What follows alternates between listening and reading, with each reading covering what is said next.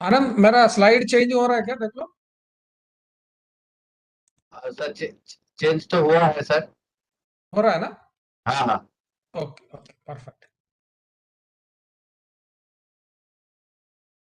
कभी कभी क्या है, वो डालने के बाद चेंज नहीं होता, इसे कभी प्रॉब्लम है।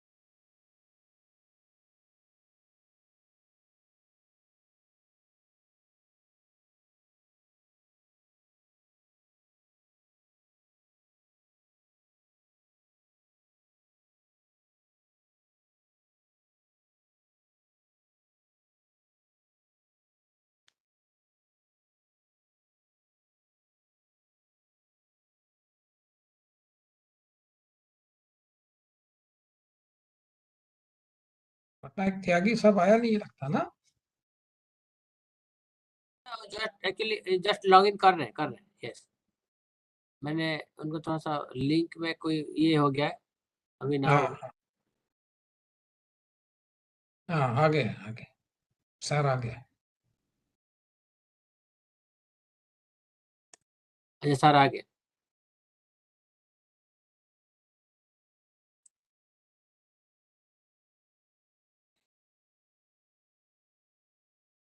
So can we start now, sir? Or 1 minute we can wait, or next one people are coming gradually.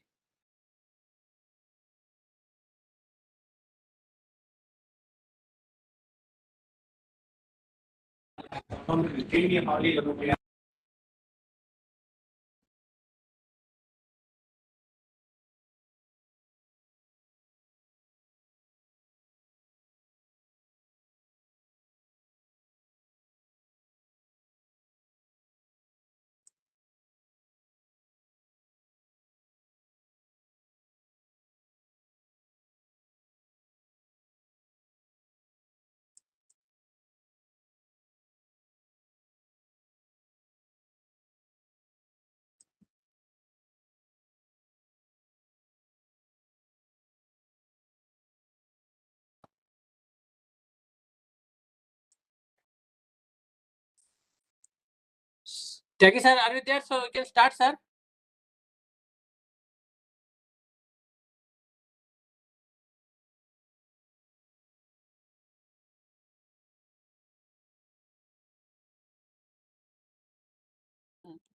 Sir, Tyagi sir. Yeah. Am I audible now? Yeah, now it's audible, sir. Yeah. Yes, sir. Yes. Okay. So can we start now, sir? Yes, Okay. welcome Dr. Krishnan, Dr. Pai, Dr. Pattanaik, speakers. Fourth speaker is also there. Dr. Yes. Yeah. All Okay, are there. All Heidi. 4 speakers are there. Okay, good. So yeah, good evening, good morning, good afternoon. So now we will be starting the 4th day, the second session, invited session. So now may I request Dr. Ajit Tyagi sir to kindly chair the session. He is the former Director General of Meteorology, India Department, and also actively involved in this IWM-7 as co-chair, and currently Senior Advisor at Integrated Research and Action for Development, New Delhi, and member of WMO WWRP Working Group on Tropical Meteorology. He has served as Koteshwaram Chair, Professor with Ministry of Earth Sciences, Director as a DGM, IMD, and Department of Assistant Chief of Air Staff in Indian Air Force. He was permanent representative of India during 2009 to 2013 with WMO and member of its Executive Council. Yes, sir. Thank you. Okay. Yeah. Pattanaik, so okay, let's. Yeah, sir. Okay, so now it is over to you, sir. Thank you, Dr. Pattanaik, for my introduction, and it is a matter of great honor and privilege to chair this important session where we have got 4 invited talks by eminent climate scientists covering from climate change projections under volcanic conditions to its operational applications for extended range predictions for the agriculture. Also, important aspect related to urban flooding, and of course the seasonal predictions, which are always been a big challenge, and also expectations of the society to have. So we have 4 talks covering all these topics, and the first talk to start is from Dr. Krishnan. Dr. Krishnan needs no introduction. Climate scientist par excellence. He's head of the Climate Change Center at IITM and also acting as a director of IITM. His work in AR6 and start developing Indian model, Earth system model, which took part in the AR6 is really commendable, and he had played a very supportive role to the international workshop Monsoon by organizing an international training workshop with the help of IMPO at IITM. So thank you, Dr. Krishnan, for your support, and we look forward to your presentations on impact of volcanic eruptions in the changing climate. Over to you, Dr. Krishnan. Yeah. Thank you, Chair. Thank you for giving me this opportunity to present in the IWM-7. And let me share my.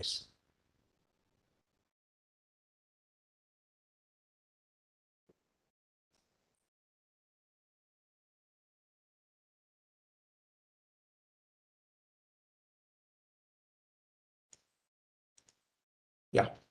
So good evening, good afternoon, good morning to everyone. So today's talk, I'll be talking about the role of the implications of volcanic aerosols for seasonal forecasting of the Indian monsoon in a changing climate. And so I would like to acknowledge my collaborators, particularly Manmeet Singh, Ayantika Chaudhary, P. Swapna, T.P. Sabin, Vedartha Goswami, Ramesh Vellur, Rajesh, Sandeep, Chandra Venkatraman, Reich Donners, Norbert Marvin, and Jorgen Kurz. So this is a combined study based on one of our earlier works.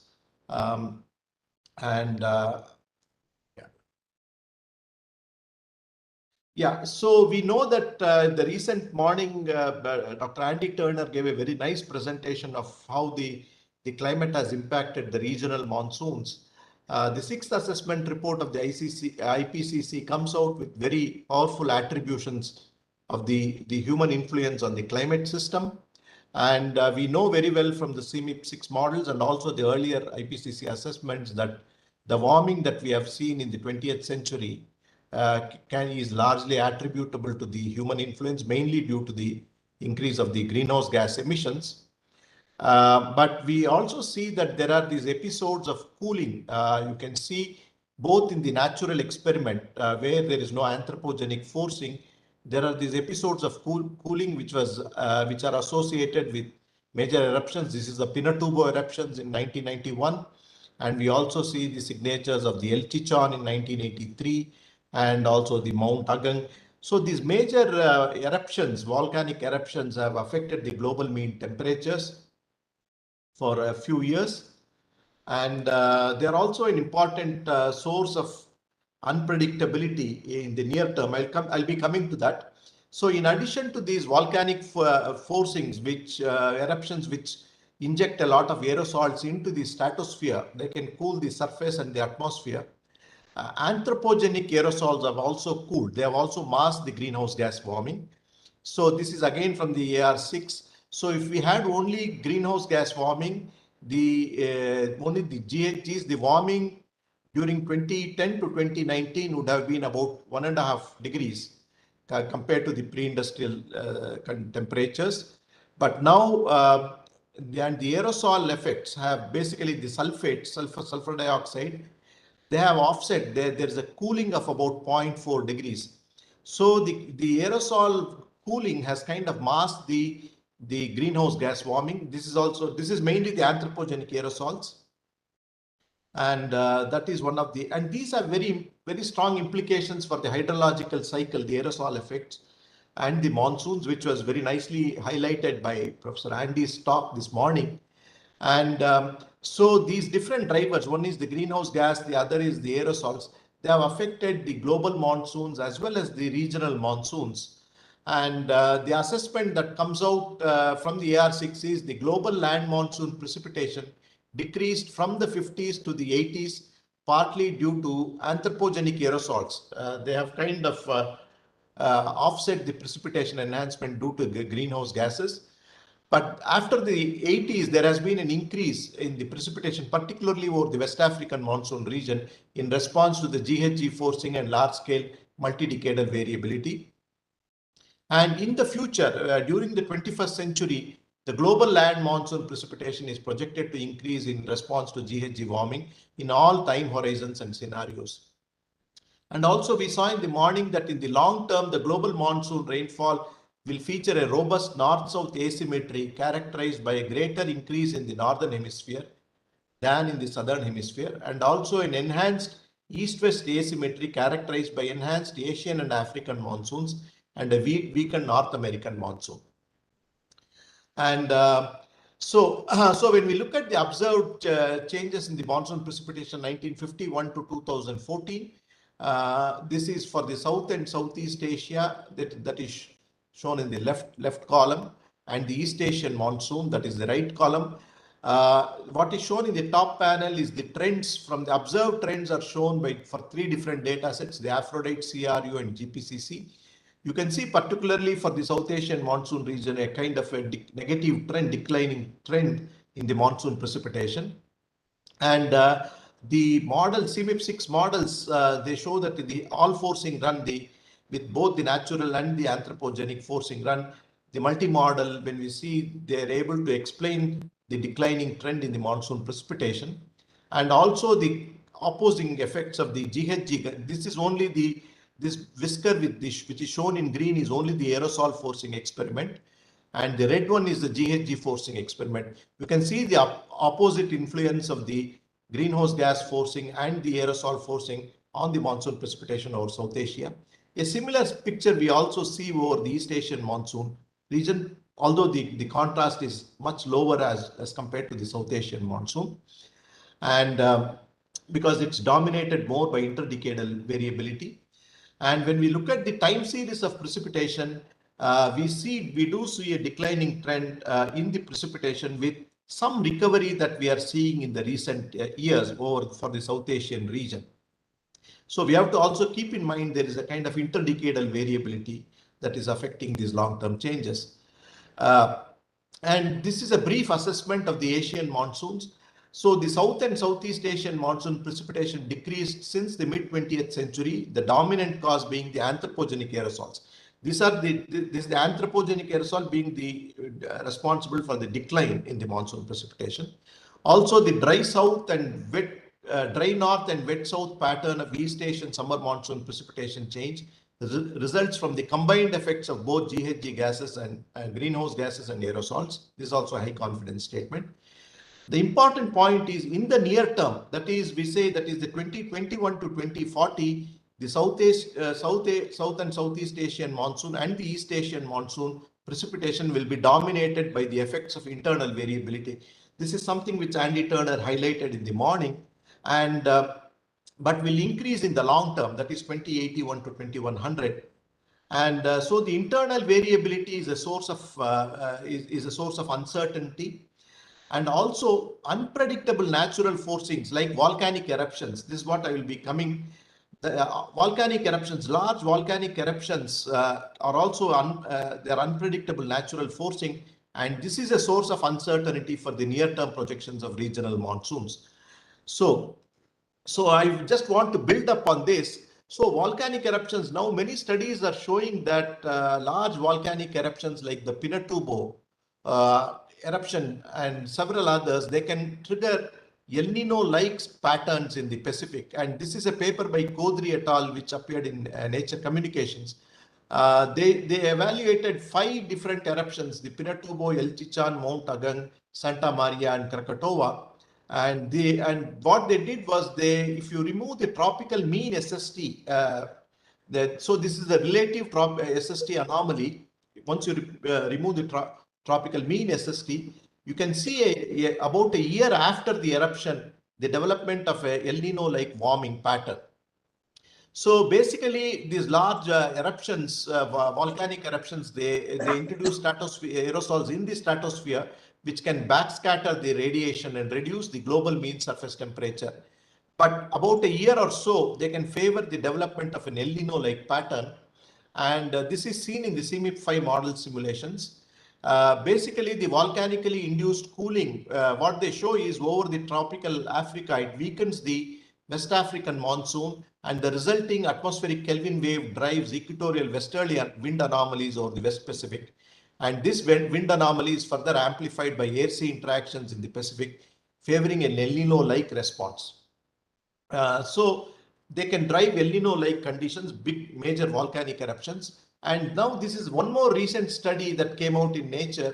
They say that climate change can modulate the stratospheric volcanic sulfate aerosols life cycle and radiative forcing from tropical eruptions. This is by Aubrey et al. In 2021. They argue that, that the cooling effect of very large eruptions, they can be rare eruptions, but very large eruptions, they will increase in the future due to climate change. Because with warming, the tropopause height is going to be, there is going to be an increase in the tropopause height, and the buoyancy of the atmosphere will increase. So due to the increased buoyancy of the gases, the aerosols which are injected by the eruptions, they can go much higher in the stratosphere, and their cooling effect can be much more higher.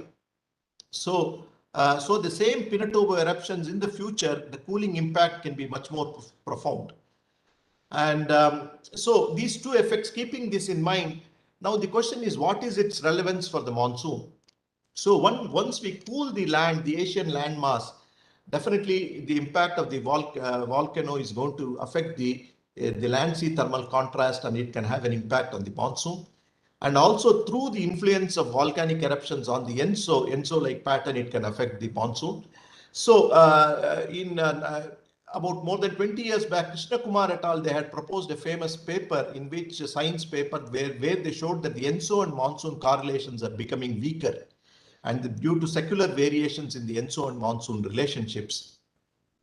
And subsequent to this studies, there was a paper by Marwan and Kurt in 2005, where they argued that if you want to really look at the relationship between two systems, like the oscillatory systems like the Enzo and the Indian monsoon, you have to look at not just the amplitude variations or the connections between the amplitude variations in the monsoon and the Enzo, but also look at how the phases of these two oscillatory systems behave. Because a simple correlation is only a kind of a linear metric. But if you want to look at a phase of these two oscillatory systems, it has a nonlinear relationship. And what they noted was, by doing this kind of phase coherence analysis between these two Enzo and Monsoon indices, what they found was certain epochs. There were some epochs where the Enzo Monsoon were highly correlated. So you can see these plateaus here in this. These are areas of very strong coherence of the Enzo and Monsoon. And interestingly, many of these epochs where there has been a coherence between these two oscillatory systems, they were preceded by major volcanic eruptions. This is the Pinatubo eruptions. This is the major cooling. This is the volcanic radiative forcing, what is shown here. And you can see followed by this big eruption is a very strong phase coherence. And you see also similarly after this is after Agan and after Pinatubo. So typically what they conjectured that these big volcanic eruptions can be a mechanism for introducing phase coherence of these Enzo and Monsoon oscillatory systems. And motivated by this work, my colleague Manmeet Singh, we wrote this paper in 2020, whether we can fingerprint the volcanic forcing, effects of the volcanic forcing on the Enzo Monsoon coupling. And for this, we used various different types of data. We used the historical data, also paleoclimatic reconstructions of Monsoon and Enzo indices, and from the proxies, and also last millennium climate simulations, more than 1,000 years of simulations, and also large ensemble targeted simulation experiments using the Iatm Earth system model and various nonlinear advanced techniques. And what we found was that large volcanic eruptions can significantly enhance the phase synchronization of Enzo and Indian monsoon oscillation due to an increase in the angular frequency of Enzo. So basically, the Enzo is a kind of oscillatory system which has a time scale of about 3 to 7 years, and which is a slowly evolving oscillatory system, whereas the Indian monsoon is happening year after year, is a fast oscillatory system. And now, if there are these big eruptions, this can result in a phase synchronization of the Enzo by increasing the angular frequency of Enzo, so that there can be a synchronization of these two oscillatory systems. And these has implications for the monsoon seasonal forecasting. And basically, if you want to do the phase coherence analysis, I don't want to get into the details. So when we have the time series of Enzo and Indian monsoon time series, you can apply the Hilbert transform and compute the phases. And by computing the phases of these oscillatory systems, we can find out what is the phase difference between these two oscillatory systems. And we also use the last millennium simulations from the PMIP3 models, the Paleo model intercomparison program. This is the IPSL model, the French model, which has more than 1,000 years simulation for the last millennium. This is for the last millennium is 850 to 1850 AD. This is the Nino 3 SST variations for 1,000 years. And this is the ISMR from the IPSL model. So if we do a phase space plot of these two oscillatory systems, both the Enzo and IM, so we find that they are self-sustained oscillators, so with a common attractor. And so we can apply the phase coherence analysis. And so in this analysis, we did the phase coherence analysis of the Enzo and monsoon oscillations from the IPSL model, PMIP3 simulation. This is the phase difference between the Nino and the ISMR phase differences. These are the absolute phases. That is, after every cycle, we add a 2 pi. And what we find is there are epochs where there is a phase coherence where we see these plateaus, and typically these plateaus have happened after these big eruptions during the last millennium.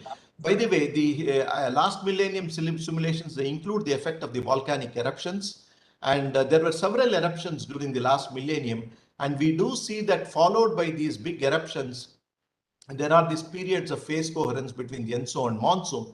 And we also did a statistical significance following a twin surrogate method. We generated 5,000 twin surrogates of the Indian monsoon and the Enzo indices. And we find that what we see from the historical, the last millennium simulation of the IPSL, the probability density function, probability density of this phase difference between these two oscillatory systems, the probability is much higher as compared to the bootstrap, the surrogates. So this is statistically significant, and the phase difference is between 0 and 2 pi, indicating that they are kind of out of phase. And also we did, using the proxy records, we did Bayesian analysis of, we had 14 Enzo proxies and 11 Indian monsoon proxies. And we did the conditional Bayesian probability analysis. What we noted was whenever there is a El Nino, if the coincidence between El Ninos and droughts and La Ninas and excess monsoon, in the absence of volcano and during prior, after, and following volcanic eruptions, what we find is that the probability of the Enzo monsoon coupling is significantly enhanced following a volcanic eruption in the previous year. And as I said earlier, these big eruptions also lead to major cooling over the Eurasian landmass. And this is from the treating proxies of Cook et al. During the last millennium. Many of these eruptions were associated with large cooling of the Eurasian continent. And in addition, we used large ensemble experiments using the Iatm Earth system model to understand the effect of the large volcanic eruptions on the Enzo monsoon coupling. This is the Iatm Earth system model, which includes the effect of the volcanic eruptions. And what we know, we had more than 100 simulations, 100 ensemble members, starting with different initial conditions, starting with a neutral initial condition, starting with the warm initial condition, that is the El Nino phase initial condition, and starting with cold state. This is the typical La Nina cold state. We had more than 100 members, and we applied these experiments with and without the volcanic eruption. We considered the Krakatova eruption in 1883. It started sometime around June 1883, and this was a very major eruption which lasted for more than a year. And this is the aerosol optical depth due to the Krakatova eruption. And what we found from these, so this is the difference in the Nino 3 between the experiment with volcanic forcing and without volcanic forcing. And these are the member-to-member differences in the Nino 3 SST anomaly. So what we see is typically after about a year or so, we see the appearance of an El Nino-like pattern in the model. And similar feature you see in the warm initial state. With the cold initial state, when we start this experiment, the appearance of the El Nino happens much faster. The evolution of the ocean heat content anomalies happen at a faster rate. And when we look at the changes in the surface air temperature and the SST, in the Pacific, we see a El Nino-like pattern, but a major cooling of the Eurasian landmass and also the entire northern hemisphere landmass. And this coupling, we also see changes in the ocean thermocline deepening. This is the D20 in the coupled model due to the effect of the volcanic forcing. And we see a major decrease in the precipitation over South and Southeast Asia and also the West Pacific region.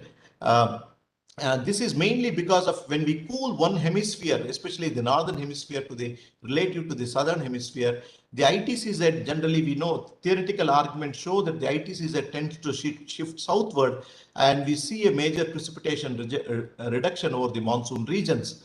And this is because of the decrease, this is associated with the decrease of the shortwave radiation at the surface.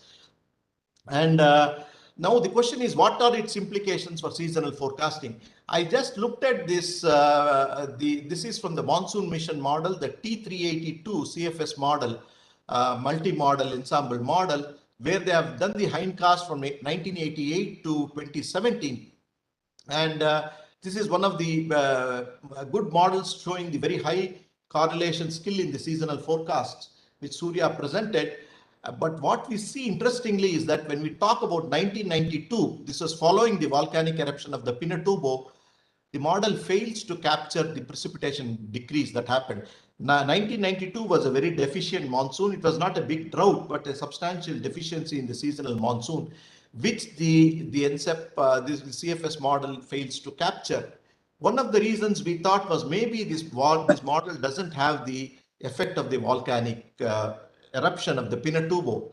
And to test that hypothesis, we used the Iatm Earth system model, which is at a much coarser resolution, a T62, which is something like a 200-kilometer grid, and which has the MOM4P1, a more advanced version of the ocean model. And it also has both anthropogenic aerosols as well as the volcanic aerosols. And we had this all forcing experiment, which includes the GHG, the aerosols, both natural and anthropogenic. When I say natural, dust, volcanoes, and so on, and the anthropogenic coming from the CMIP6 models. And this is a 30-member seasonal hindcast done by Manmeet. And we had 30 initial conditions of 00Z starting from 21st April to 20th May 1992.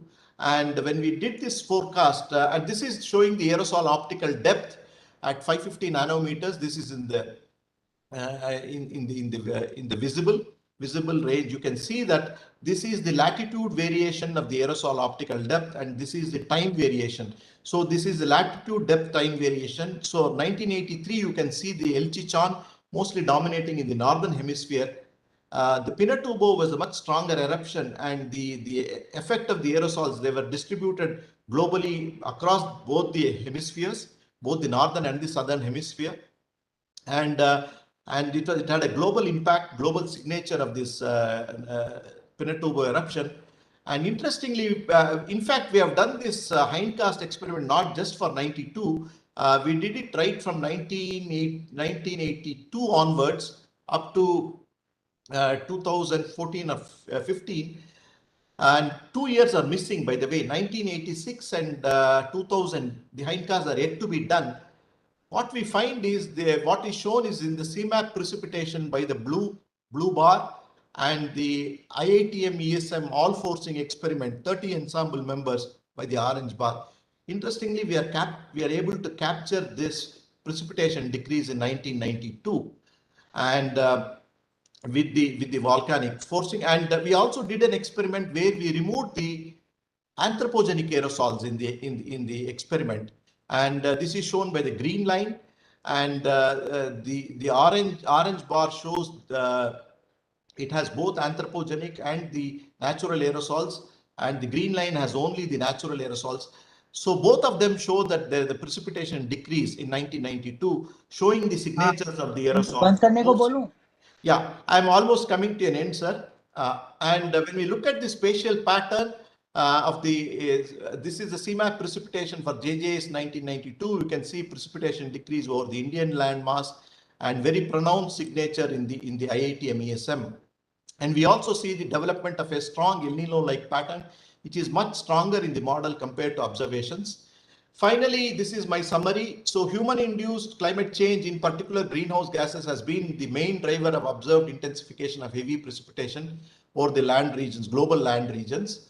And the expected precipitation and enhancement of the monsoon by greenhouse gas forcing since the 1950s has been offset by precipitation reduction caused by the northern hemispheric anthropogenic aerosols. Internal variability and unpredictable natural forcing due to, like, for example, due to volcanic eruptions can lower the degree of confidence in projecting regional monsoon changes, especially in the near term, that is 2021 to 2040. Basically, volcanic ash and other gaseous matter from these large volcanic eruptions which enter into the stratosphere, they alter the global mean surface temperature through backscatter and absorption of this shortwave radiation, leading to changes in the atmosphere and ocean circulation in the global hydrological cycle. And typically, these large volcanic eruptions can trigger El Nino-like SST anomalies within 2 years following the eruption. And in our recent study shows that the LVEs can also promote significant phase synchronization of the Enzo and monsoon oscillations due to an increase in the angular frequency of Enzo. With the Ensemble hindcast experiments using the IATM experiment indicate that the Pinatubo eruption in 1991 had a significant role in the decrease of the Indian summer monsoon precipitation during 1992. So we want to do further experiments. So the question is whether large volcanic eruptions are an important source of monsoon predictability, which we have kind of overlooked all these years. Thank you very much for your kind attention. Thank you, Dr. Krishnan, for highlighting the importance of large-scale volcanic eruptions in regional seasonal forecasts. And I wish we had some more time for question and answer sessions, but tight schedule of these sessions. I request participants to directly contact you if they have any verifications or any further work on this aspect. No doubt it brings out importance of such physical processes to be included in the operational models. Thank you, Dr. Krishnan. Yeah, and thank now you, sir. we move to the next presentation from Dr. Heidi.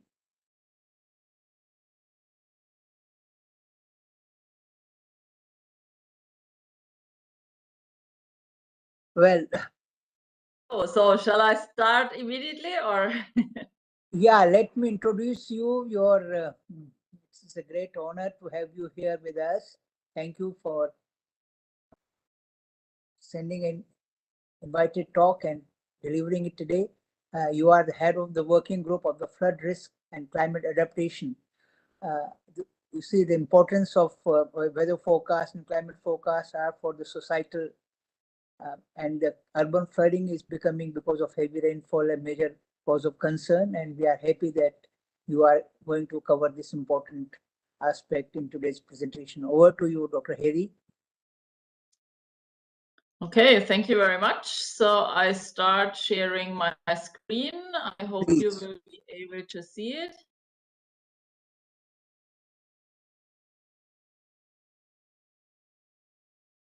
Okay, I hope you see my screen now. So I start. I'm very happy and thank you very much for the introduction and for the invitation to present you my work here. So I come to a very different topic, different from the continent. So my examples are mainly from Germany. Different also in temporal and spatial scale, because I want to present you some of our results on impact-based forecasting of urban flooding. So this is a very localized phenomenon, often not even affecting a whole city, only parts of a city. And also, if we talk about forecasting and early warning, it's about minutes to an hour or so what we have in respect to forecasting and early warning. So quite different from the talk before, but I hope you are still interested.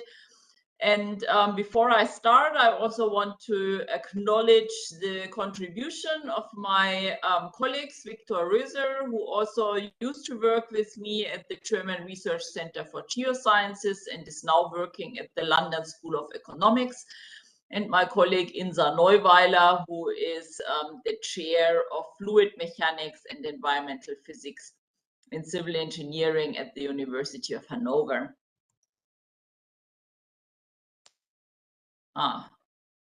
Sorry. Let's see. Now it's not working to move forward. I don't know what the technical problem is here.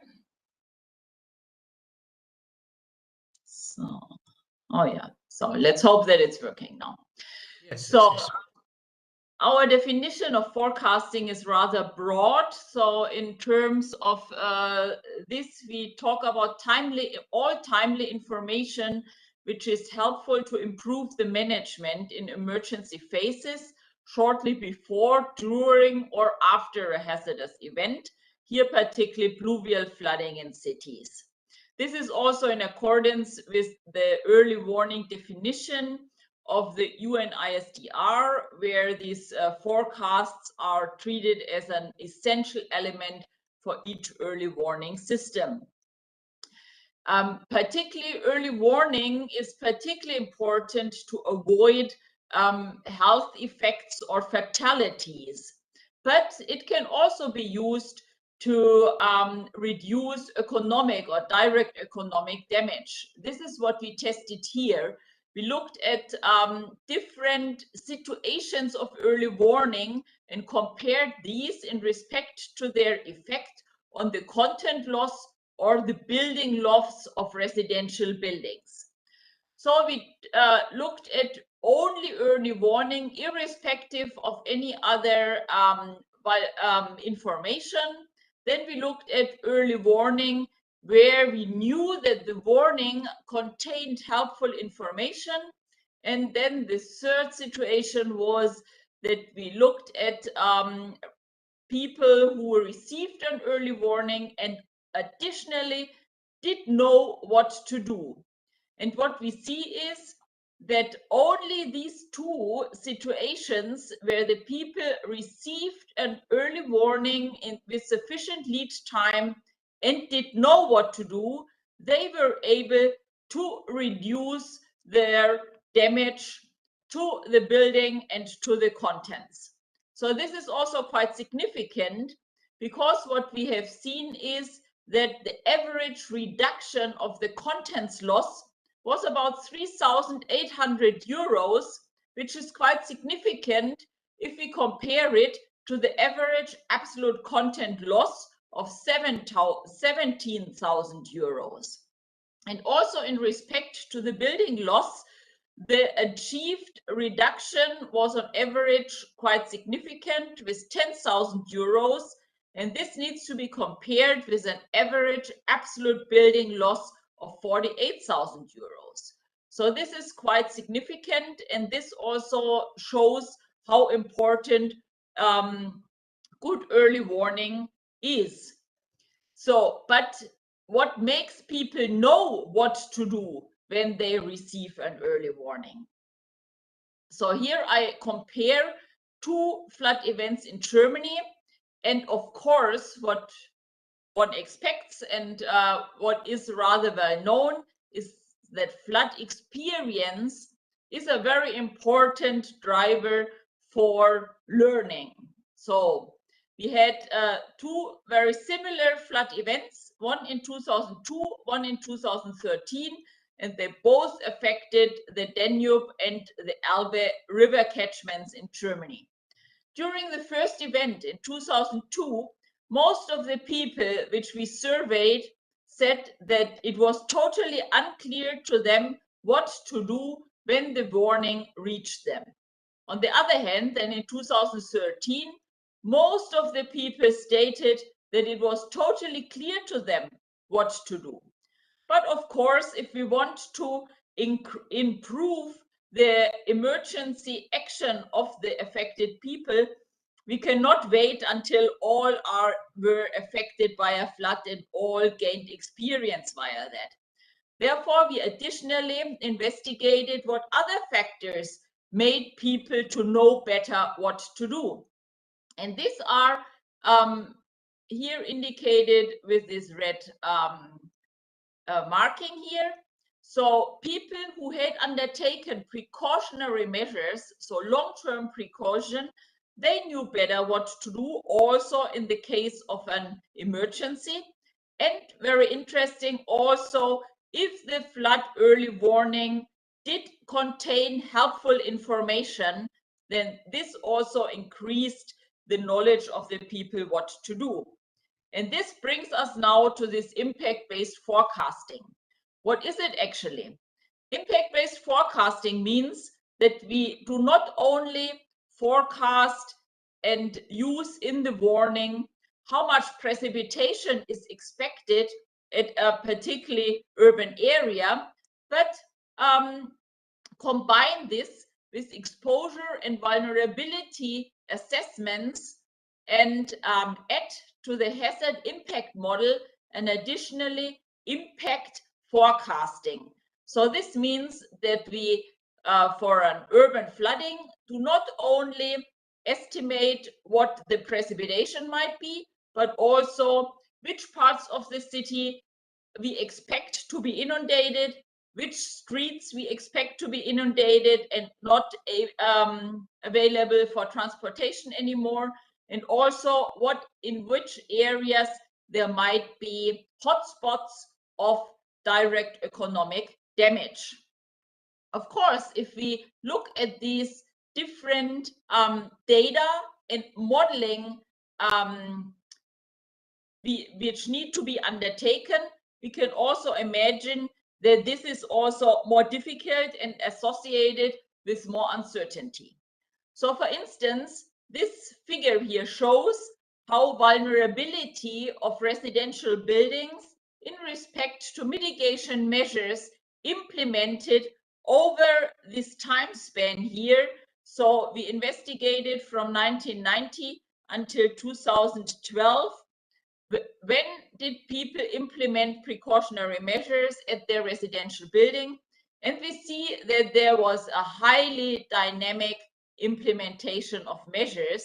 And therefore, this makes it even more difficult to come up with sound impact-based forecasting. Additionally, also, if we compare meteorological forecasting models, hydrological, hydraulic, and damage modeling, we see that normally the damage modeling is associated with the highest uncertainty, and often very simple models, stage damage functions, are used to estimate the flood damage.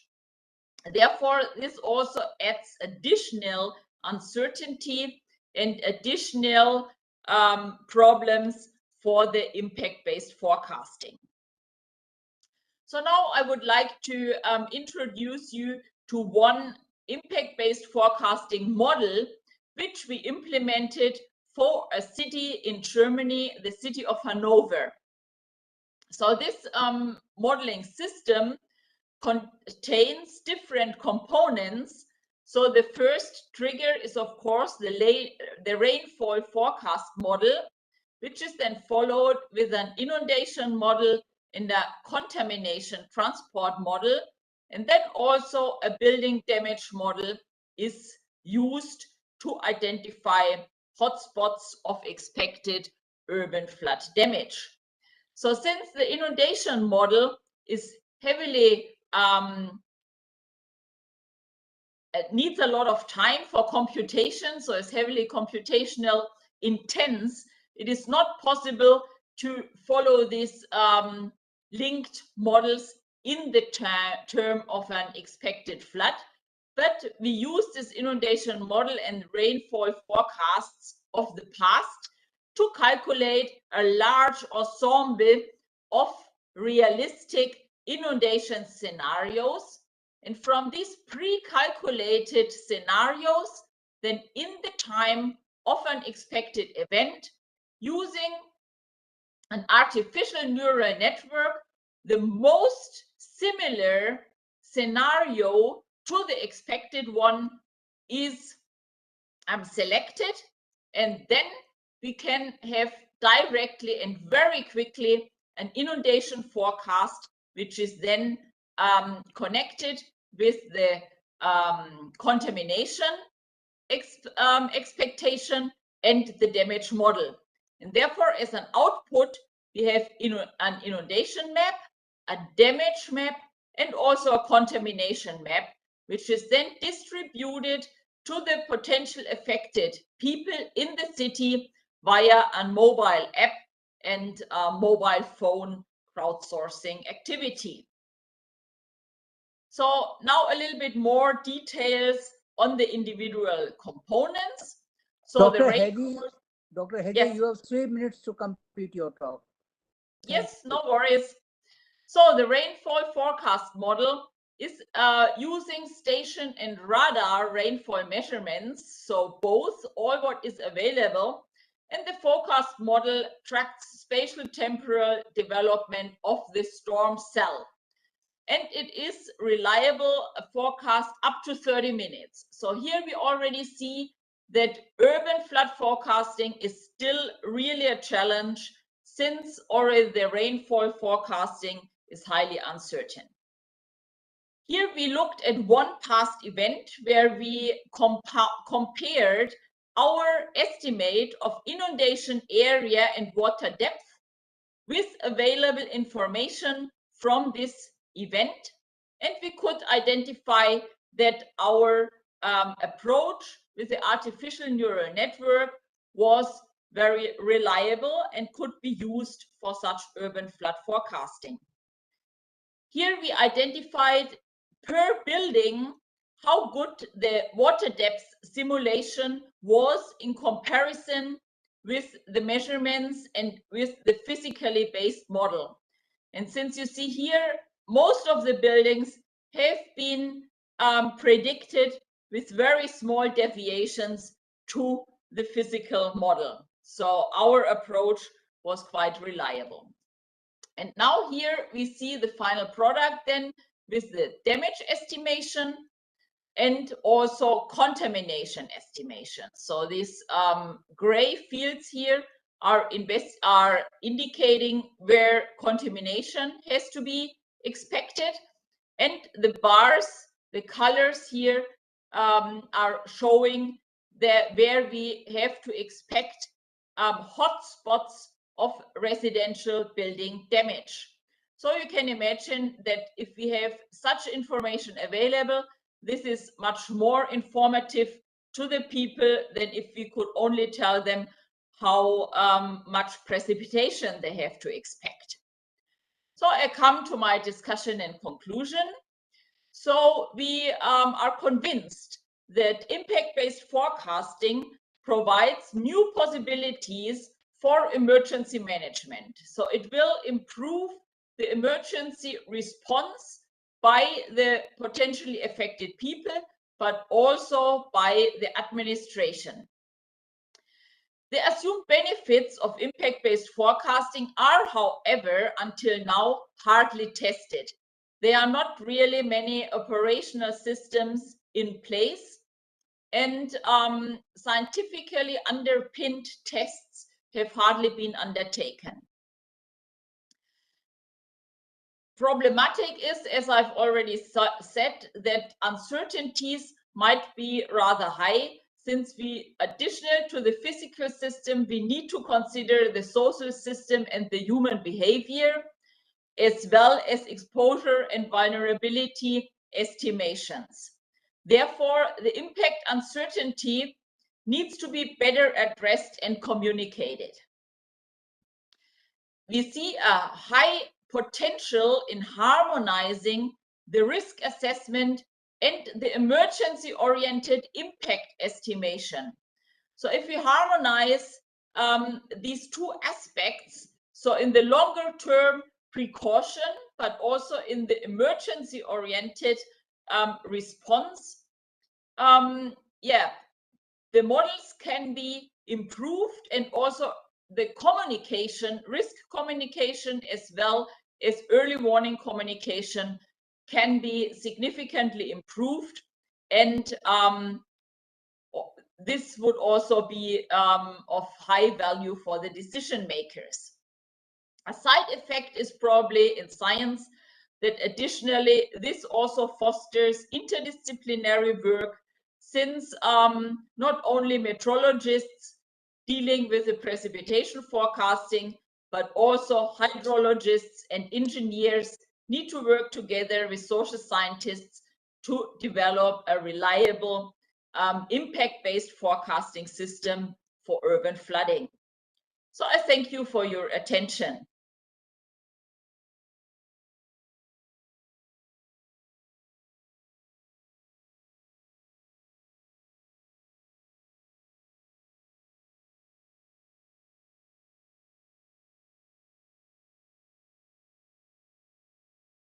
Yes, sir. I'm Thank you, not sir. sure if we have time for a question, so I'm happy to answer if you have time. Just one brief question, sir. Miss, how successful it is in your country that you said the hazard forecast to impact forecast, it is very complex. So Miss, successful, because in India also we are planning to have some impact based forecasting. So how success rate means, challenges already you have highlighted, but what is the successful, means how much successful you are in this? Yeah, as said, there are not really documented tests in this respect. So this forecasting system, which I just presented, is indeed now operationally implemented for the city of Hanover. So this is one city in Germany where an operational system is now available. but unfortunately, this is one of very few cities where this is available, and this is quite localized. So since its implementation, no really damaging urban flooding did occur in this city. So we do not know how successful it would be.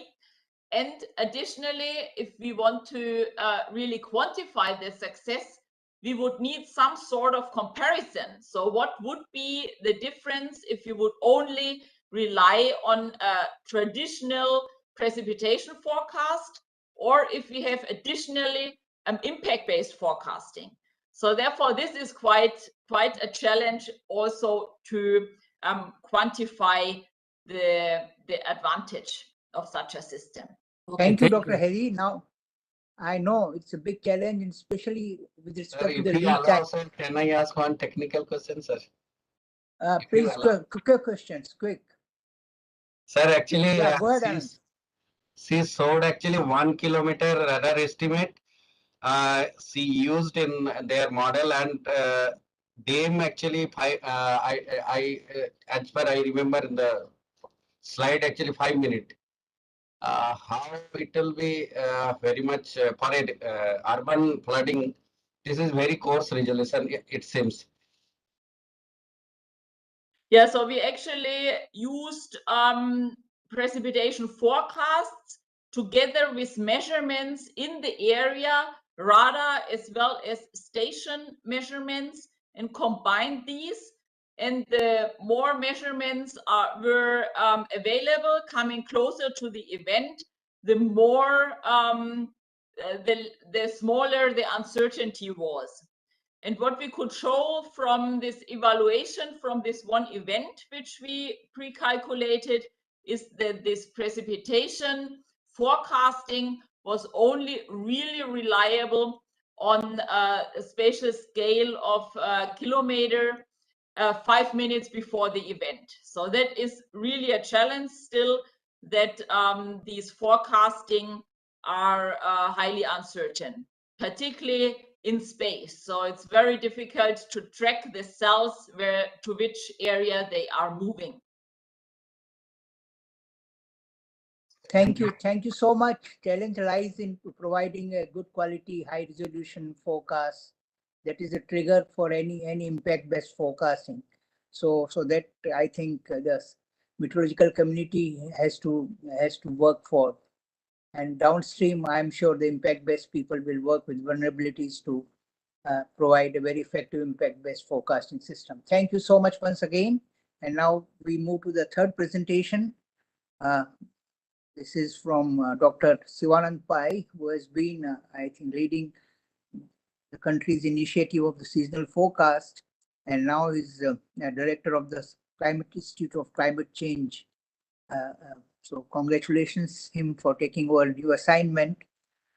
He has been operationalizing the seasonal forecast, not only within the country, but also a South Asian Climate Outlook Forum, and also heading the Regional Climate Center. So his from science to services, he's the right person to talk about the seasonal forecast, which is so important for the monsoon region because of their agrarian economy. So over to you, Dr. Pai. Floor is yours.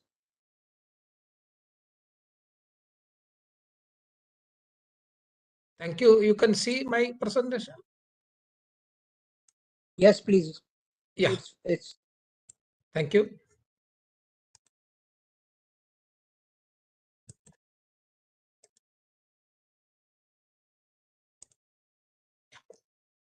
Thank you. I will just introduce myself and my colleague, Dr. O.P. Srijit and Surya Chandra Rao, who has contributed in this presentation. So this map shows contribution of seasonal rainfall to annual rainfall over the country.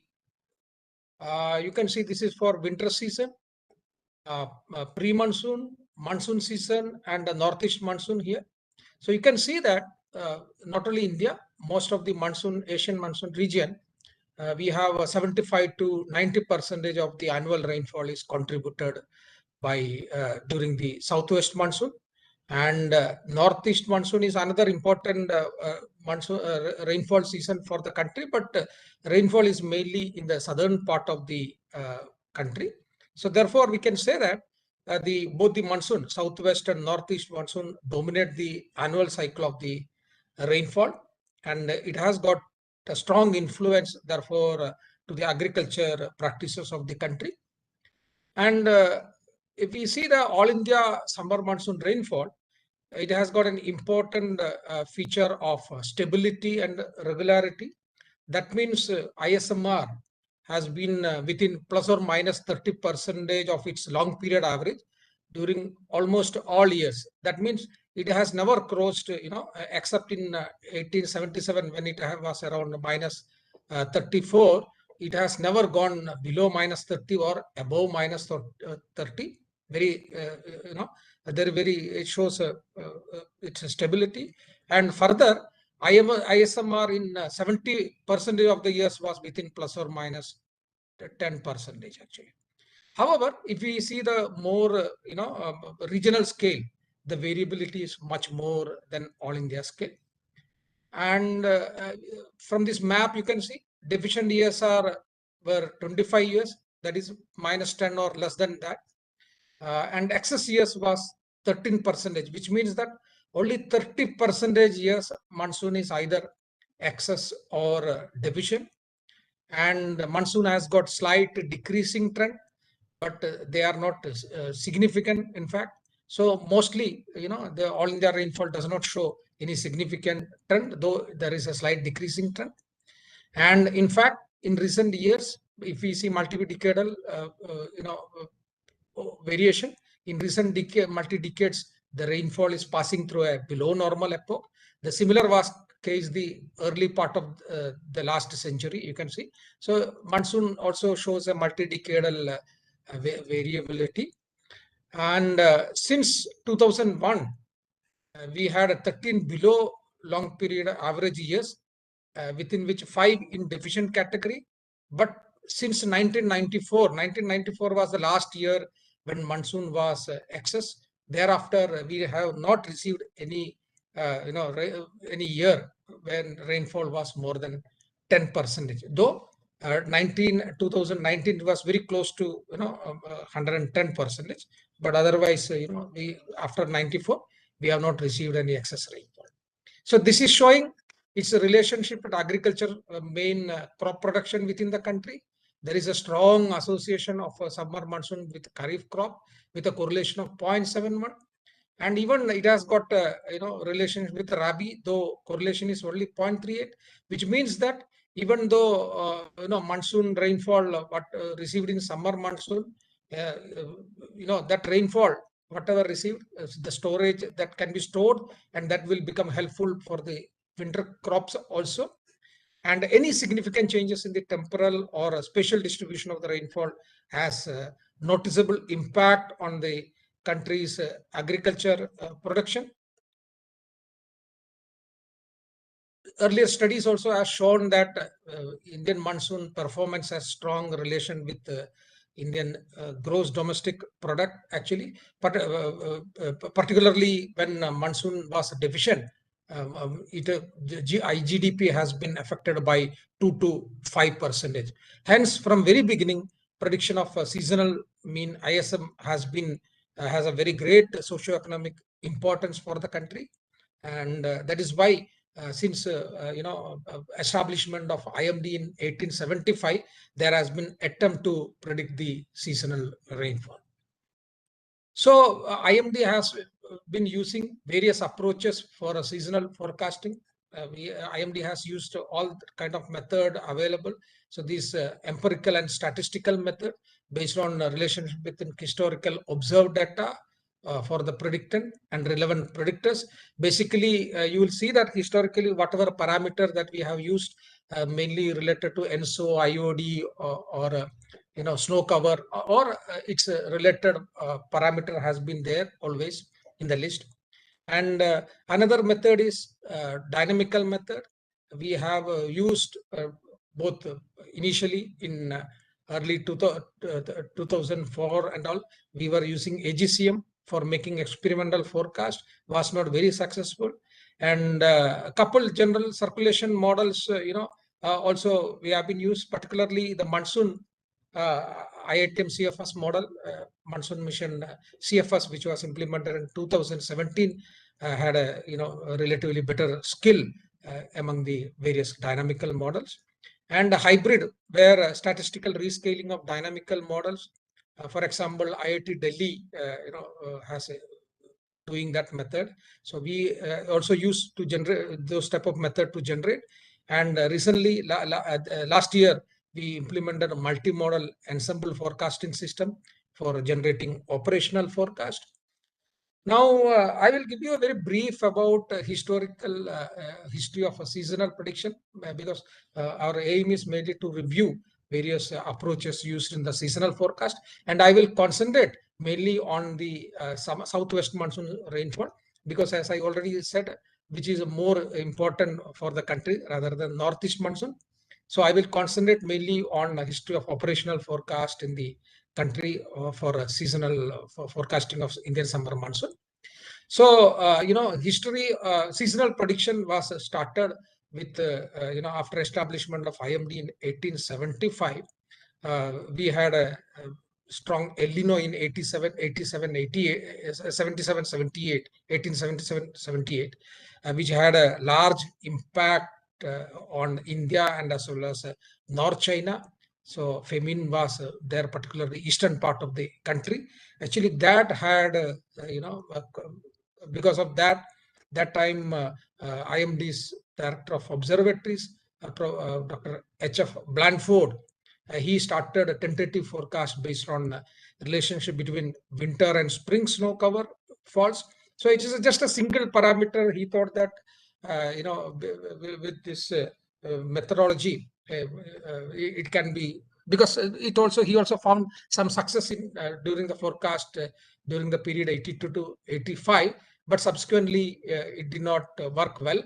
Though in 86, based on this method, the first method forecast was given on 4th June 1886. Subsequently, various, some more predictors was implement around the Indian region was introduced in the method, though it was all a subjective method. It was during the Walker's time who introduced the concept of correlation, who was a mathematician, well-known mathematician that time. He was the person, he was not a perfect meteorologist initial stage, actually. He used the correlation method for long-range forecast, and based on that regression method, operational forecast was implemented in 1909. He developed a regression equation each for monsoon season for all three sub-regions during his time, was Northwest India, Southern Peninsula, and Northeast India. And however, basically the forecast was mainly issued for Peninsula and Northwest India during the period 1924 to 1987.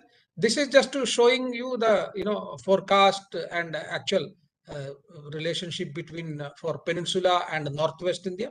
You can see the skill was almost zero, almost parallel to x-axis, where was a better slight skill was seen in the case of Northwest India. So subsequently, since 1988 and during the period up to 2010, several statistical models were implemented for the forecasting of Indian summer monsoon rainfall operationally.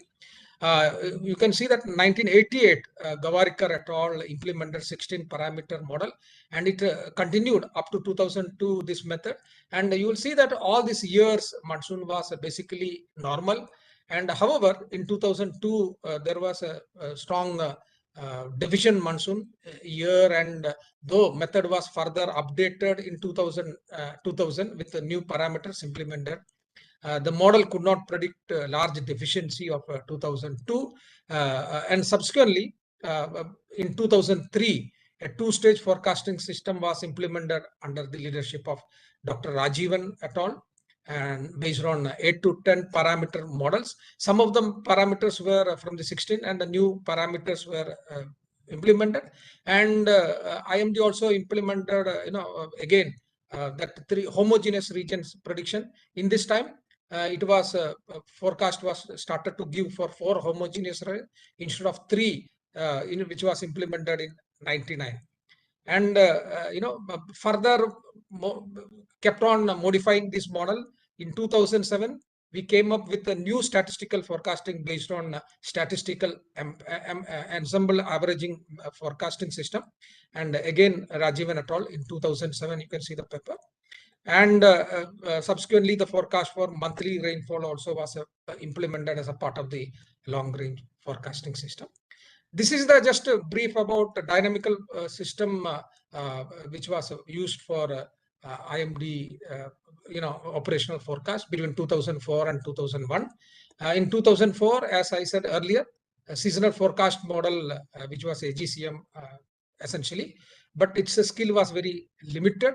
And in 2012, under Monsoon Mission project, Iatm Monsoon Mission coupled model forecast system was implemented for IMD, and this was implemented a very high resolution, that is T382 was transferred to IMD, and we started using those model.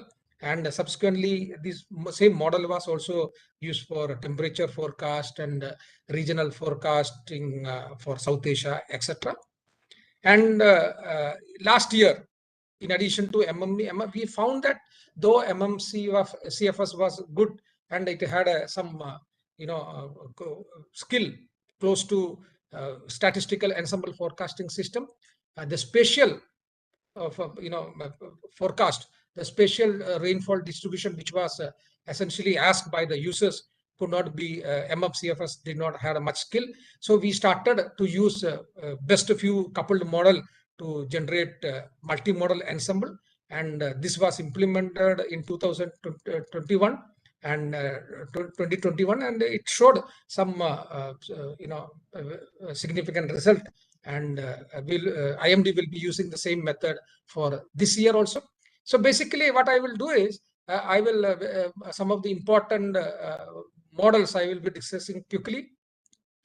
First is the IMD seasonal forecasting system based on ensemble forecasting system, which was implemented in 2007 and continued up to 2020. Though the models are run still, but as I said, multi-model ensemble is being used since 2021. So as per the along with the All India rainfall based on ensemble forecasting system, there were also several other statistical models for homogeneous region as well as monthly forecast. But you will see that those skill is good for All India rainfall. When you go to smaller regions and smaller time period, the skill was found to be relatively limited. So this can be seen in this given in the table. Now, these are the 8 parameters used for ensemble forecasting system. The first 5 was used for April forecasting, and an update which was issued in the first week of June or last week of May was done with the last 6 predictors from this list.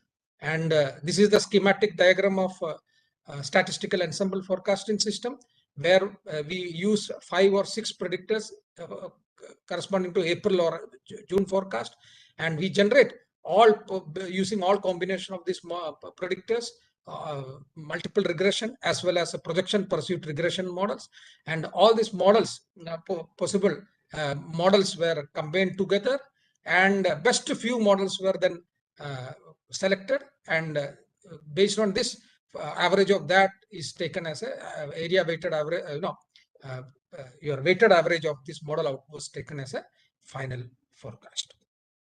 So this is just a performance of for the period 1981 to 2020, and this was the forecast we had given for the year 2020. You can see that we had given 100 and 102, but actual was 109. So since it was implemented, in addition to the deterministic forecast, we also started to give 5 category probability forecast also. So this method had both benefit of generating deterministic as well as a probabilistic forecast. And if we see the performance of this model, since 2007, you will see that its absolute error was only 6.6 compared to 14 years earlier to that period, which is 1993 to 2006, and the absolute error was almost 8%. So you can see that a significant improvement or reduction in the absolute error. This is much better reflected in the correlation. You can see that 0.42 was in the period 2007 to 2020 compared to minus 0.47 in the previous 14 years. So it clearly indicates that in recent years, the statistical ensemble forecast system showed significant improvement for the southwest monsoon rainfall forecast. Another important model, statistical application was to generate the forecast for monsoon onset over Kerala as a, along with the monsoon rainfall. And this was basically, still we are continuing with the statistical model based on 6 parameter project, principal component regression model actually. And we can see that since we started in 2005 to 2021 till last year, except for 2015, when actual onset was 5th June and we had predicted 31 May, so 5 days different. But otherwise, all these years, actually, our forecast was within the forecast limit. So there was a significant success in the monsoon onset date forecast over Kerala also. Now coming to dynamical model forecasting system, this is a monsoon mission ensemble forecasting system, which was implemented, established in Iatm, which was developed from Ensembl USA, with model resolution was 100 kilometer. However, in 2016, Iatm Pune developed a new version with a higher resolution of 36 kilometer. And IMD started to prepare experimental forecast for monsoon rainfall. You can see that MMCFS in this Taylor diagram have a better skill than any other coupled model of that time actually. And in 2017, this model was transferred to IMD, and we are still running that for our regional climate services and also to generate Enzo forecast every month with a monthly update. And this is the performance of the model in the hindcast period and Dr. Pai. Yeah. Yes, sir. I'm just speaking. Okay, so this is just a MME which we had implemented last year. Basically, this was implemented mainly because users want not only the deterministic forecast, also they wanted a special distribution of rainfall. So this method was used to generate probabilistic forecast for monthly as well as seasonal or bi-monthly, etc. So several new models, forecast were done with this model. I will quickly go to, I will not explain because of lack of time. This is the method, MME method that we used. These are the models, 8 models we had used. And some of the best models were selected to generate MME. And this was done, selection was done based on CC, RMSC, index of agreement, etc. And, here you can see that comparison to single model of CFS and MMCFS, MME had a better, most part, better CC, and also RMSC was less compared to the other model. You can see particularly the monsoon trough region, which has got significant contribution to the total monsoon rainfall over the country. And index of agreement shows, much better, showing that relation, MME has got much better skill than the CFS or MMCFS. So this is just, based on March IC hindcast. You can see that this is model was able to predict deficient as well as excess monsoon rainfall. And the important point is that MME has got a less absolute error than both statistical as well as other 2 important coupled model. Also, we also had an update in May IC as we are giving a update forecast. So here also you can see that May IC had a much better skill than March IC. And here also in the forecast mode, you can see that in the SCFS, it is much better than SCFS, though all India all the single model as well as MME and statistical model shows a almost closer relationship. When you go to spatial distribution, MME performs much better. These are for two above normal years, below normal years, 14 and 2015, where MME has got a much better category forecast than MMCFS. Same is the situation 2019 and 2020, above normal rainfall. MME performed much better than individual model. And last two slides, sir. And last year, you can see that this was probability category forecast, observed rainfall category. And March IC forecast and May IC forecast. You can see that in many areas, MME is able to, provide you much better than, though exactly everywhere it may not be, but overall, you will see that this model not only gives you deterministic forecast last year gave correctly, and the spatial distribution also was good. So finally, the conclusion. Since the first operational forecast in 1986, IMD has used various approaches to generate operational forecast for ISMR. Traditionally, IMD has been using indigenously developed statistical models with regular update and improvement. SCFS showed improved skill in the operational during the last almost 14 years compared to previous years. And however, it has got a limited skill, particularly when you want to predict spatial distribution of a rainfall, which actually uses WANT. So that has actually resulted in the implementation of MMCFS. After experimenting this last few years, we implemented that last year. The newly implemented multi-model approach has better skill in the prediction of monsoon rainfall over India compared to individual dynamical model used to build MME as well as compared to SCFS. However, there is a further scope for improvement of skill of the seasonal forecasting, particularly over smaller regions. Thanks, sir. Thanks. Thank you, Dr. Pai, for bringing out the evolution of seasonal forecasting. India was first country to start is way back in 1890s, and thereafter there had been improvement both in space and temporal scales, as you have brought out with the multimodal ensemble forecast. Thank you so much, and we are running behind the time, so we may not have question answers per se, but I'll encourage all participants to get in touch with you if they've got anything to ask. Thank you, Dr. Pai. It's important. Thank you for the opportunity. It is a very important area for monsoon regions, not only for India, but entire South Asia and adjoining regions. Thank you so much. And finally, to the last presentation is from Dr. Pattanaik, who needs no introduction. He has been working tirelessly to organize this particular workshop, monsoon workshop, so well organized. He is actively involved with the sister institutions of Iatm and NCMRWF to develop an operational extended range forecasting and issuing regular updates for the user community.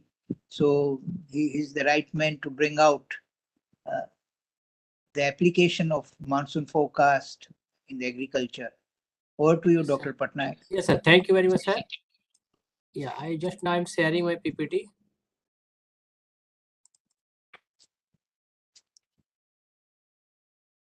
Dr. Pattanaik, you have to manage your time. Yeah, I manage my time. Yes. Okay. So is a slide visible, sir, now? Yes, it is. Okay. So yeah, I will be talking about the medium and extended range forecast and application in agriculture. So seasonal forecast already you have heard. Okay. So now here, if you see here, already I will not give much introduction, but how the medium and extended range forecast are being generated here, particularly for the application of agriculture. And I will give some of the examples here. So in this case, if you see here, the high resolution models for particularly the medium range forecast, that is GFS 1534 12 kilometer, and global ensemble forecast system at also similarly at 12 kilometer, and it run 4 times a day, and at GFS 2 times a day. So this is particularly for the medium range forecast. In addition, recently with the support of all our MOS institutions, we have implemented the couple model for the extended array forecast. So that every Wednesday we run it for next 4 weeks, and we that is a bias corrected GFS and CFS combined, that I will show.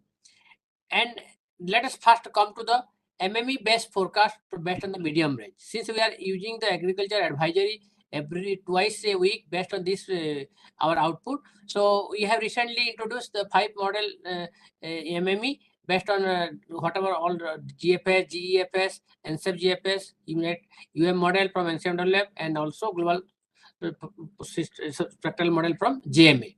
So the 5 models are considered here, and I will come to here just for some example how it is. You can see the rainfall district wise. We are calculating the district wise because the advisory, farmer advisory are needed for the at the district level, very district level. So yes, this is one case how based on 4 September, the rainfall day 1 to day 5 forecast, and whenever it is high rainfall belt are there, it is indicated with the threshold value indicated with red color.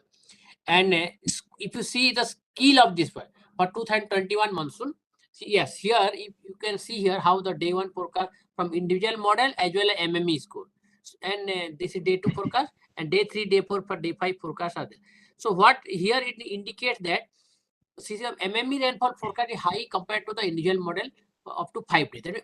This is very good that MME forecast is always higher scale, having higher scale compared to individual model. RMSE and MME rainfall is less than individual model forecast up to day 5. This root mean square error is less.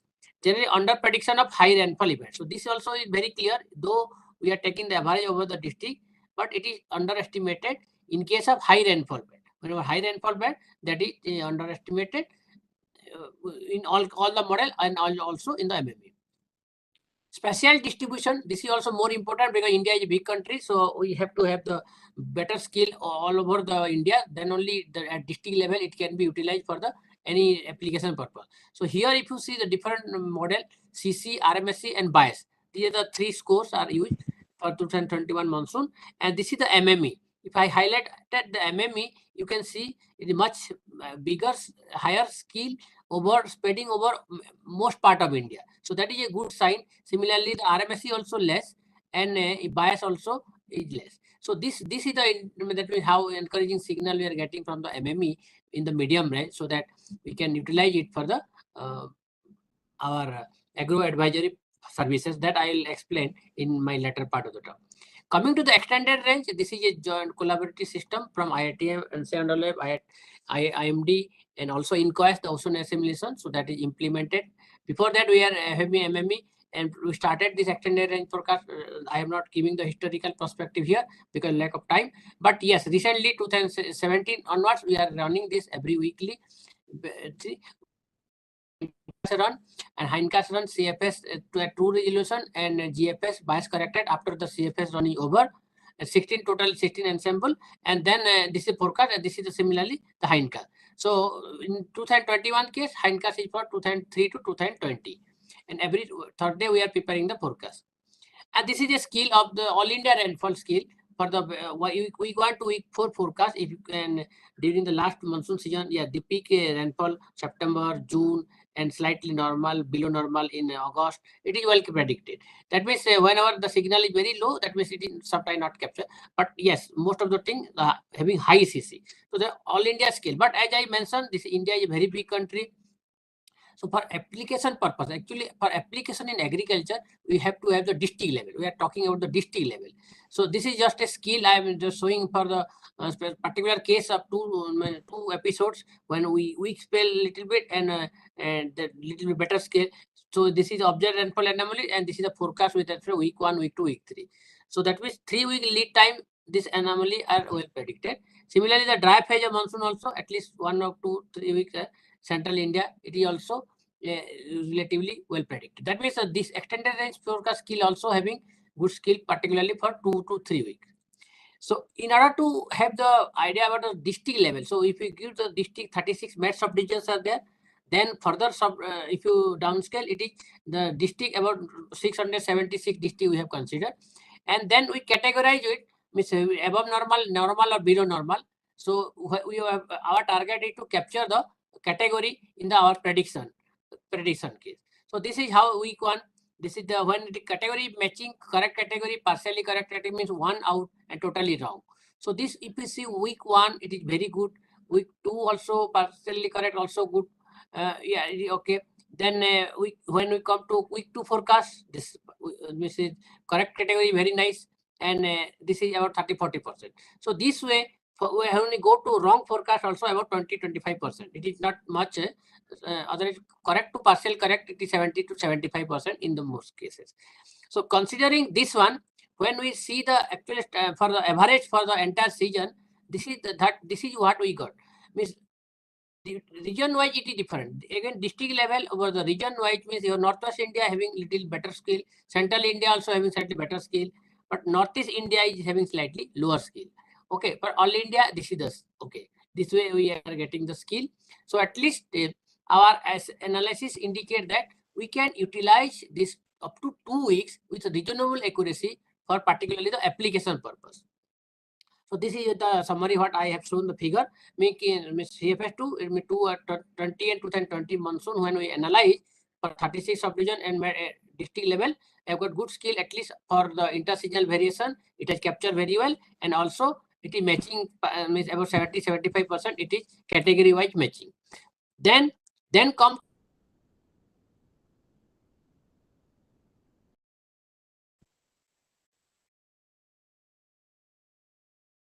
volumetric infiltrate capacity model, so that this inputs are provided from the extended forecast, the maximum temperature, minimum temperature, rainfall, wind. So then it is initialize and we generate the soil moisture runoff this forecast. So that is a land surface parameters are very much generated, and every week using this forecast our ERF extended forecast product. So that is given input to the hydrological model, and then we prepare this one soil moisture and runoff, and also the anticipated change means what are the conditions in the previous week and how the expected changes are going to occur in the next weeks. So this 2 weeks here also we restrict our analysis for the 2 weeks to see how this changes in the soil moisture runoff, so that this can be useful for giving the guidance for the farmer.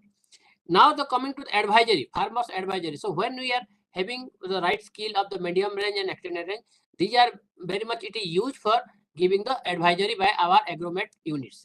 So here they take the medium range forecast for 5 parameters for 5 days: rainfall, maximum temperature, minimum temperature, humidity, wind. Along with that, the previous observation wind and all these conditions, the soil conditions are taken, and the agromet expect they take our forecast for 2 weeks and issue the advisory farmer to advisory to the farmer. So this is just case how means a 2000 case here. If we, this is a 2 week forecast at met subdivision level, and when we come to down district level, it is like that. Red is means below normal, and large deficient yellow, but the other thing is normal, and when blue is above normal. So this way we give the forecast generated from the extended range, and this is used for the issue of the advisory. So advisory, when they issue the advisory, they consider all these points, previous observations, as I was showing in the previous slides, observations, as well as forecast at different level, the soil conditions, okay, and accordingly the medium and extended forecast are combined, and the farmers is provided with the advisory.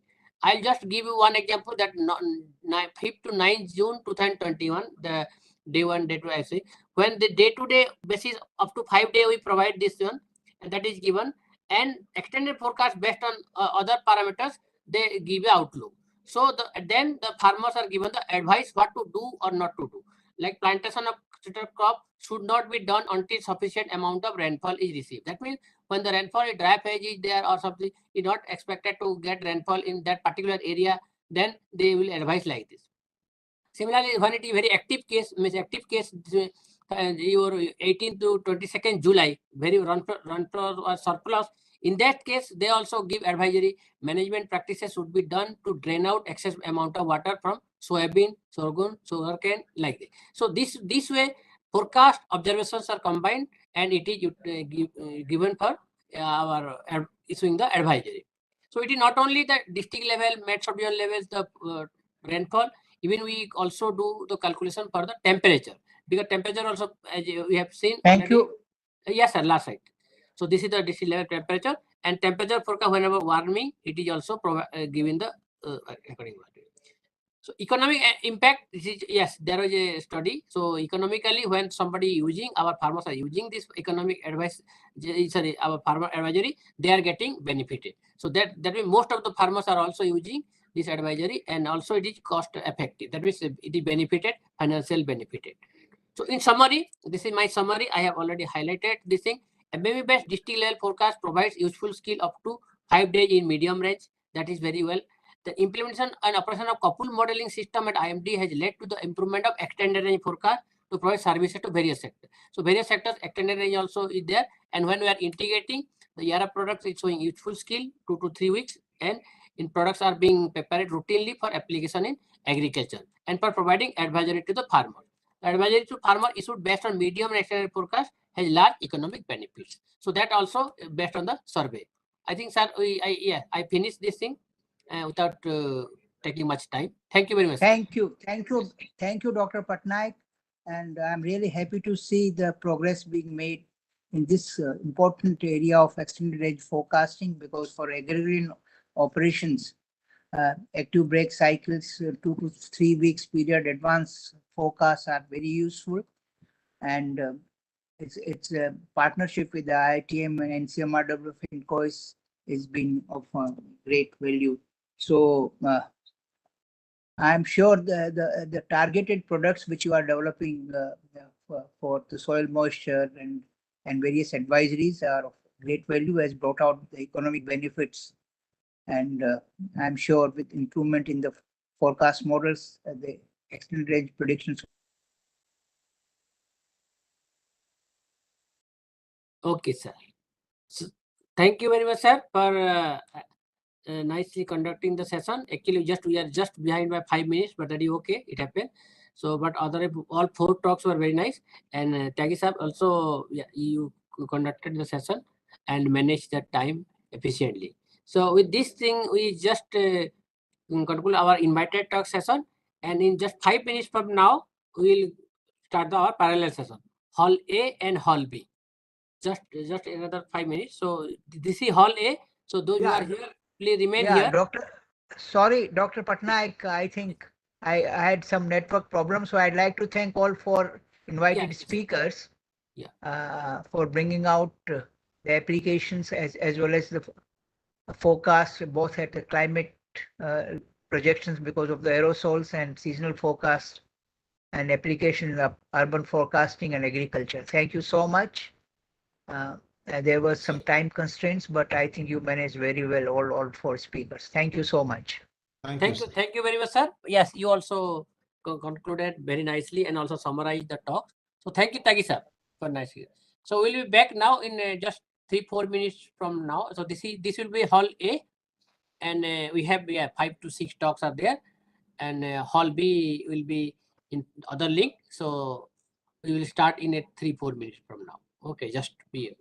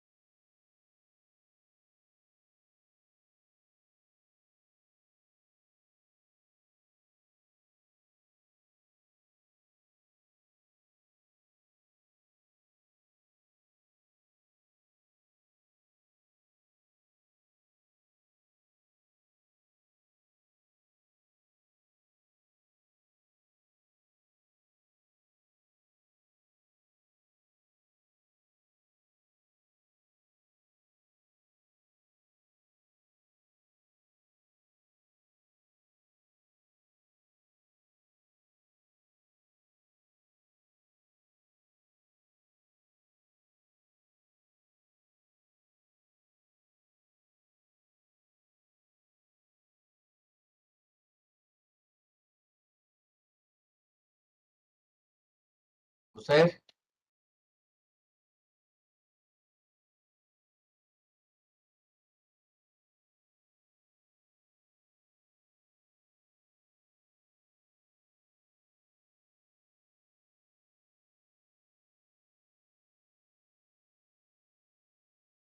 Jose?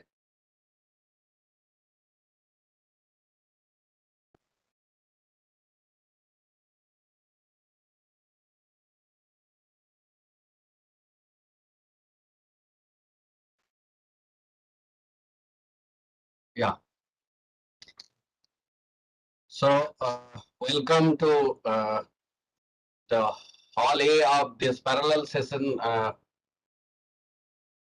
So today we have two parallel session of this is 24th second time of the day we are having parallel session. So this session will be coordinated by Dr. Nachiketa Acharya. He is well known to me, but today he is attending this from US. Now presently in Florida, sorry, Pennsylvania, PSU. Nachiketa? Yes. Yes. So anyhow, he is one of the brightest scientists in the field of climate modeling. So he completed his PhD here and worked did a lot of novel work on climate modeling and for the forecasting of monsoon, basically for extended range forecasting, which is very much useful in agro services. So his tools are still used in your meteorological department. So that way, he contributed a lot in this climate modeling for monsoon. So Nachiketa, now it's over to you to coordinate this whole session.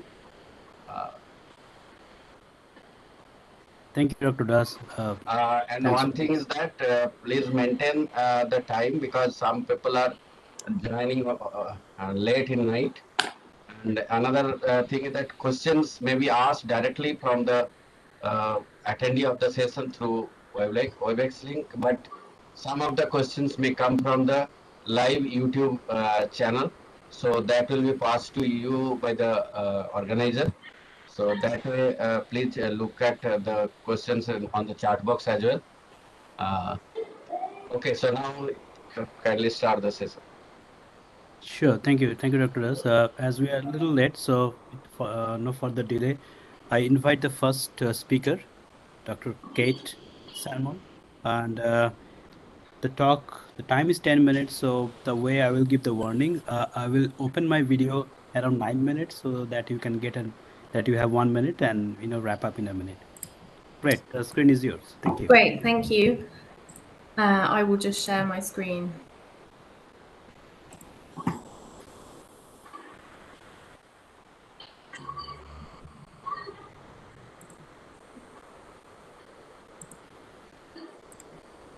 Just let me know whether you can see the slides. Yes, we can see the full screen. And Go you ahead. can hear me. Great.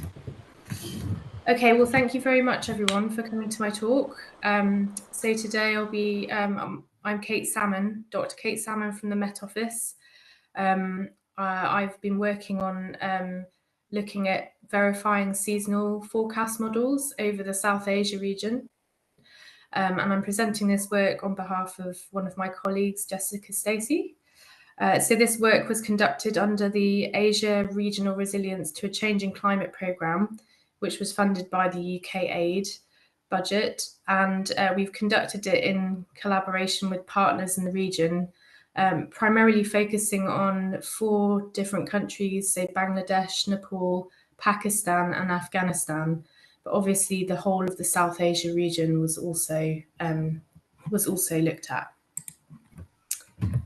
So the aim of and the motivation behind the study, well, in 2017, the WMO conducted a review of the Regional Climate Outlook Forum processes across the world, and they concluded that they needed there was a need for more objective seasonal forecast process in these climate outlook forums.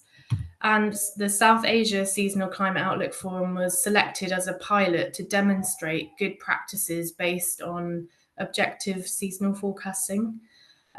So this study is really feeding into making the SASCOF a more objective process in line with the WMO recommendations. So this study, so the method that was used for model verification, we looked at 12 different seasonal models alongside the CHIRPS observation data set, which is a blended in situ station data with satellite data for a hindcast period of 1993 to 2016. And we compared these with teleconnection indices such as the Ocean Nino Index and the Indian Ocean Dipole.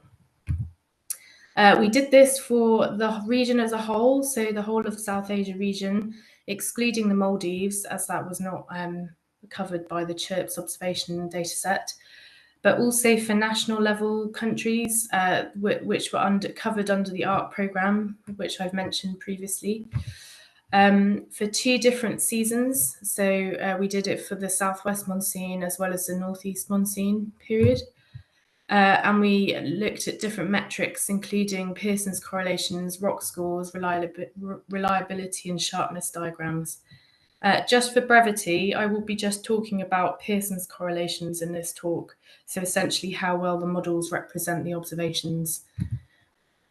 When we looked at this, we found there was a huge amount of spatial variability. So looking just here at the Southwest monsoon, you can see on the right-hand side the 12 different model outputs.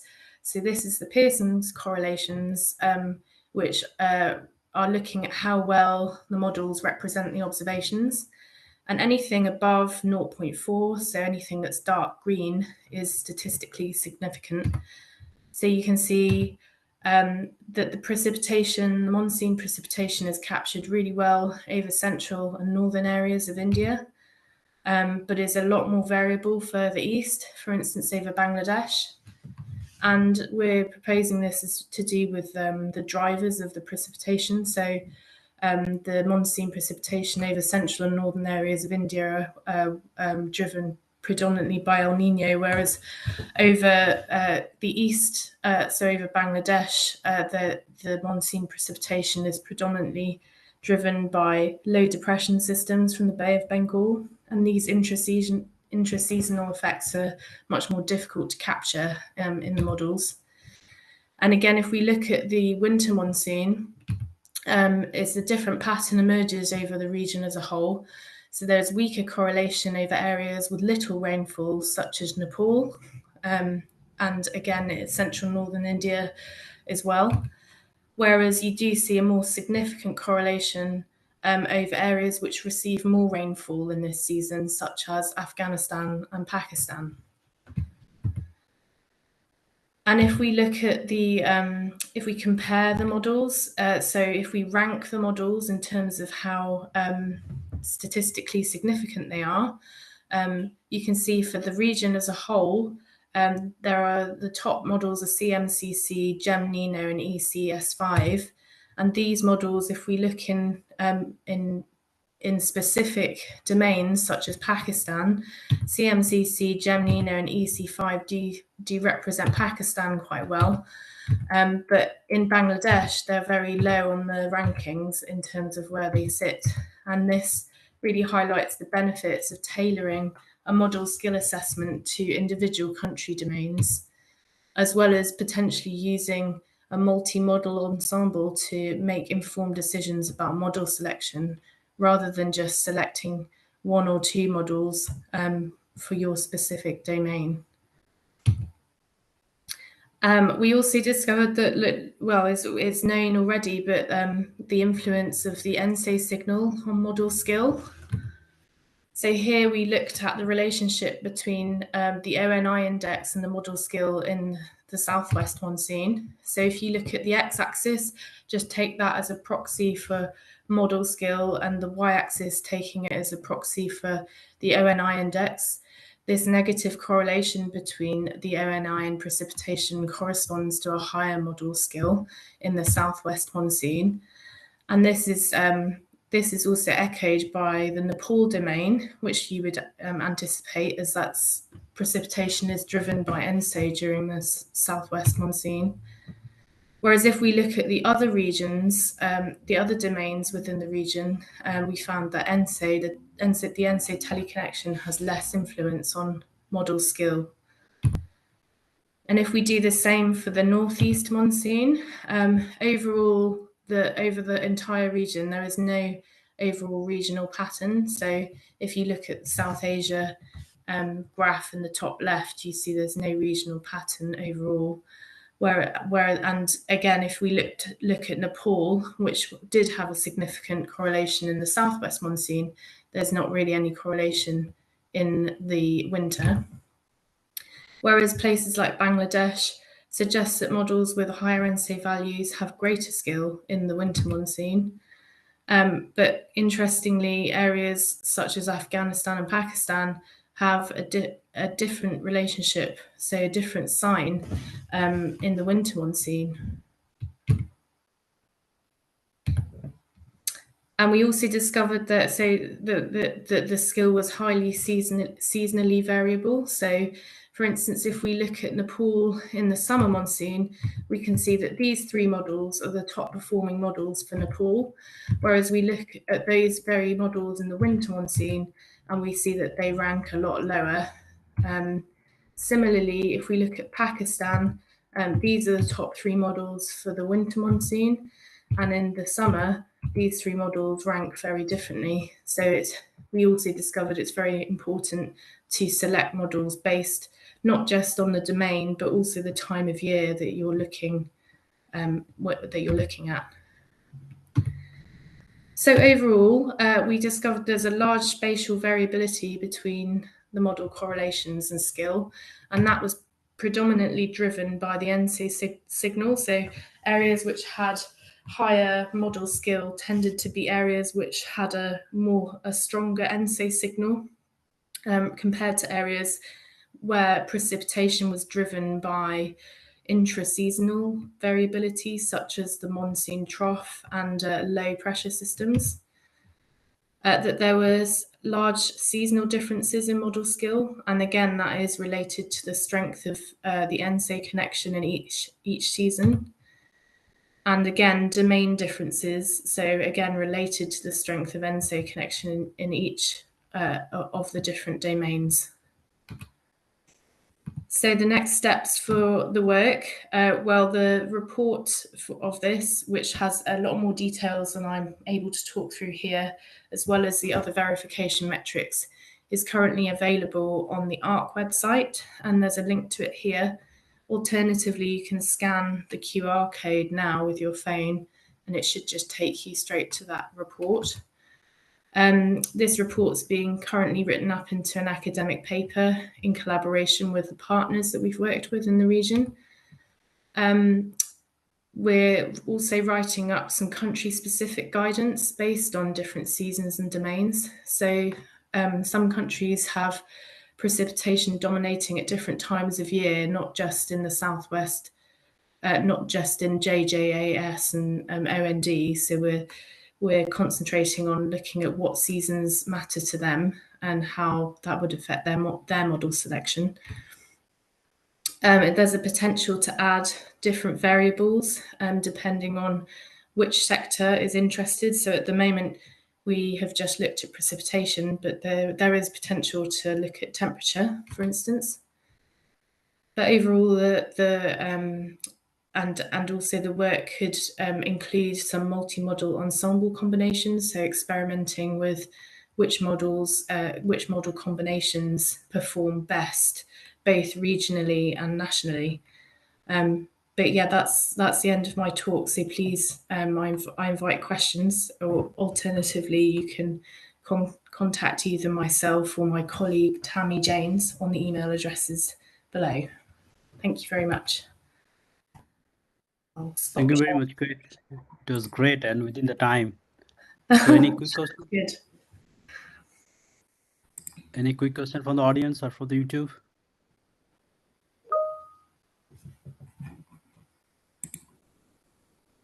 If not, I have. Go ahead, please. Oh, please go ahead. Oh yeah, so excellent. Because we're part of SUSCOV and we see the importance of this study. A quick comment: do you ever try with the new data set by IMD, which is prepared for the SUSCOV country, which is a blend of chips and all the other data set from each individual countries? Did you ever try this study with that data? We haven't tried that yet, but we're very open to this work being adapted to include different data sets. So the original work did have older seasonal models, and I've updated them in the last 2 months actually. So yeah, very happy to look at more up-to-date data. Great, and see you in the letter of the month in SUSCOV. Yeah. So, okay. So the next speaker, Dr. Faber Francis, please take the screen. And again, in 9 minutes, I'll be on so that you have 1 minute to wrap up. The screen is yours, Dr. Faber.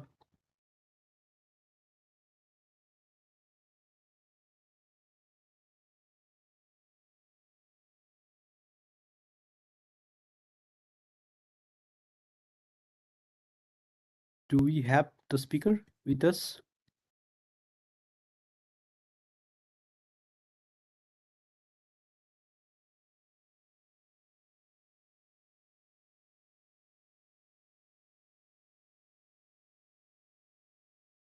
Admin, do you have the video or something of her talk? No, sir, we don't have it. So I think we can move to the next one. Sure. Okay. Actually, we don't have the presentation. We didn't receive the presentation from Ankur Srivastav, Dr. Ankur Srivastav. Yeah, sure. I cordially invite Dr. Srivastav, Dr. Ankur. So now we have a little more time. So let's keep in at 10 minutes. Go ahead, please.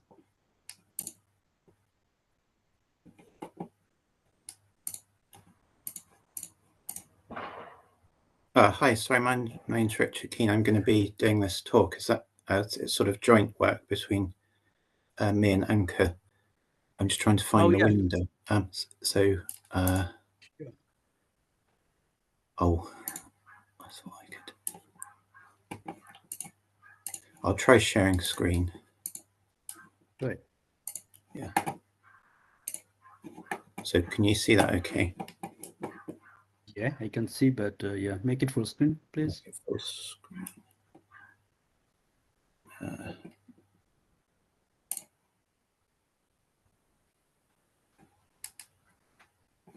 Does that work okay? Yes, although it's actually in... Oh, it's in the presenter, yeah. Yeah, in the presenter mode, yeah. Okay, I'll try. I'll see if I can... Sorry about this. Sure. Yeah, when I tested it, I had to share just the window. So I can't.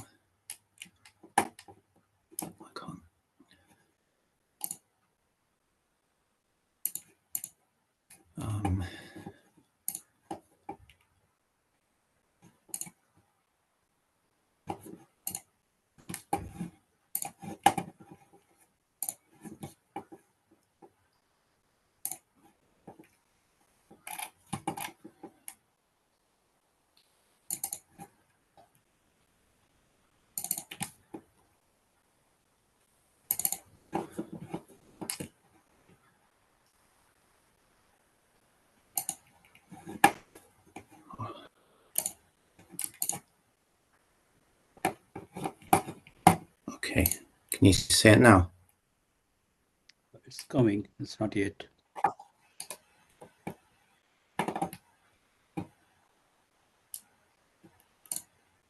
Okay. Yeah, sorry about that. It was it wasn't coming up as an option, so I just restarted it. Is that showing now? No. Okay.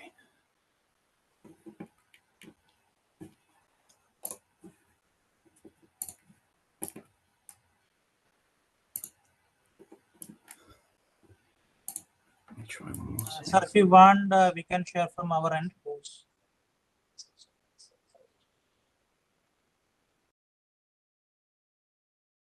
Yeah, we can see now. Yes, sir. Now make it in the full screen.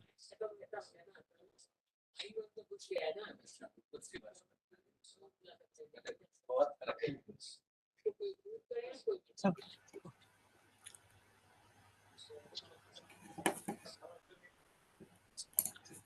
so it got unshared. So please share again.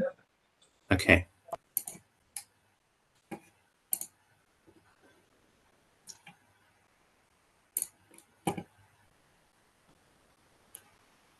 I think I've got internet issues. Maybe it's best if you share it. Sorry about this. I'm not seeing any of the video. I'll stop my video. I'll try that.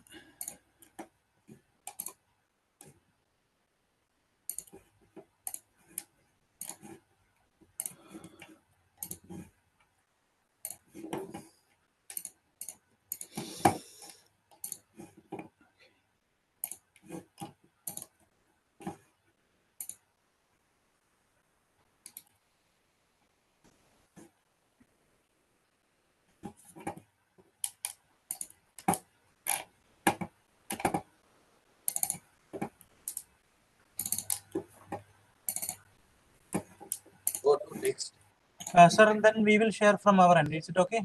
Okay. Okay. I'm sharing, sir.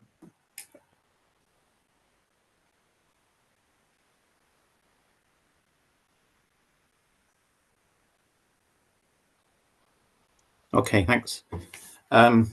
So yeah, so I've done a few updates since this, but I can go through them verbally, so that's okay. So this is some joint work between me and Anka Srivastava. We'd also like to acknowledge Jill Martin, who's helped with this. So if you go to the next slide. Can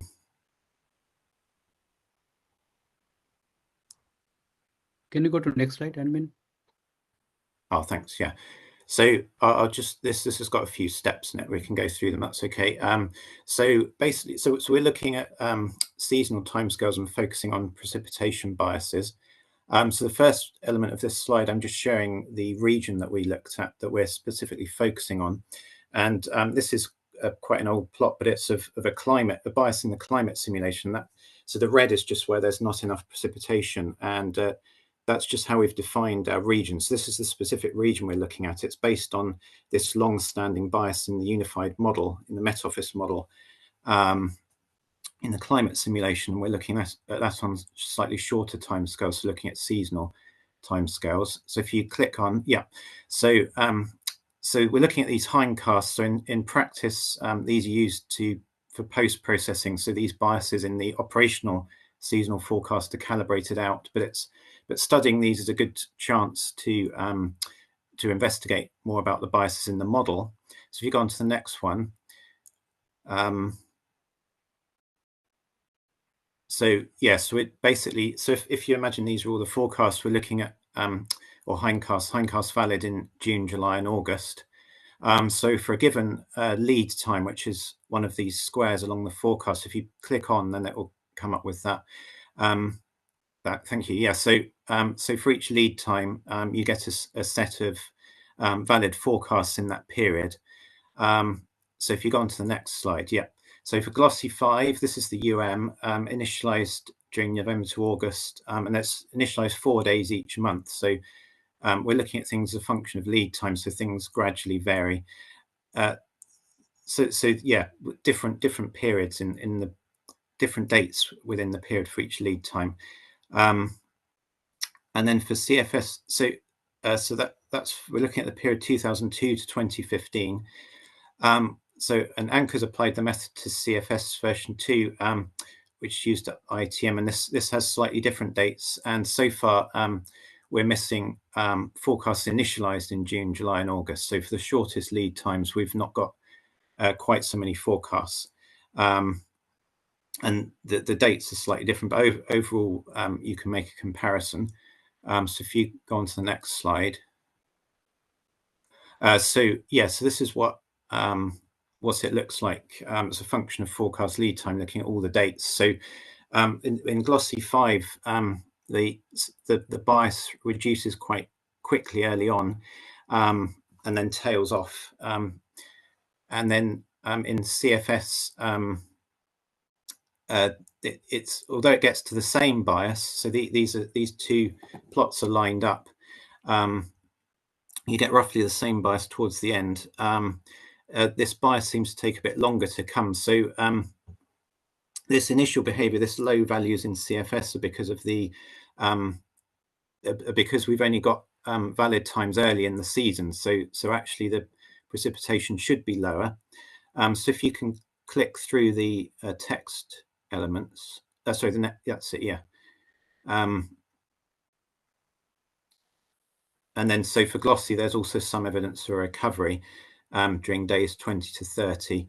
But actually, this when you plot the same with glossy without these June, July, August forecasts, you actually get you actually get similar behavior early on. So similar increase with precipitation. It's just the precipitation increasing as you bring in valid times in later in June and into July and August. So it's interesting, you get the same bias, but it sort of develops much later in CFS. So you go on to the next slide. Yeah, so we looked at the variation with BS-ISO phase. And so, yeah, that's it. Yeah, so with glossy, you get this. This was a way of just dividing the period into different categories. And so, yeah, so you get active phases, sort of 4 and 5, and then active to break phases are 6 and 7. And in the NWP forecasts, the UM seems to perform a bit better for these phases. And that's sort of what you see here. The initial errors aren't so bad. So focusing on the left. And then as the forecast develops, it sort of regresses to a single value. So these are based on BS-ISO phases, observed BS-ISO phases. And so as the model progresses, this becomes less relevant to the model states. The model sort of loses information about this observed phase.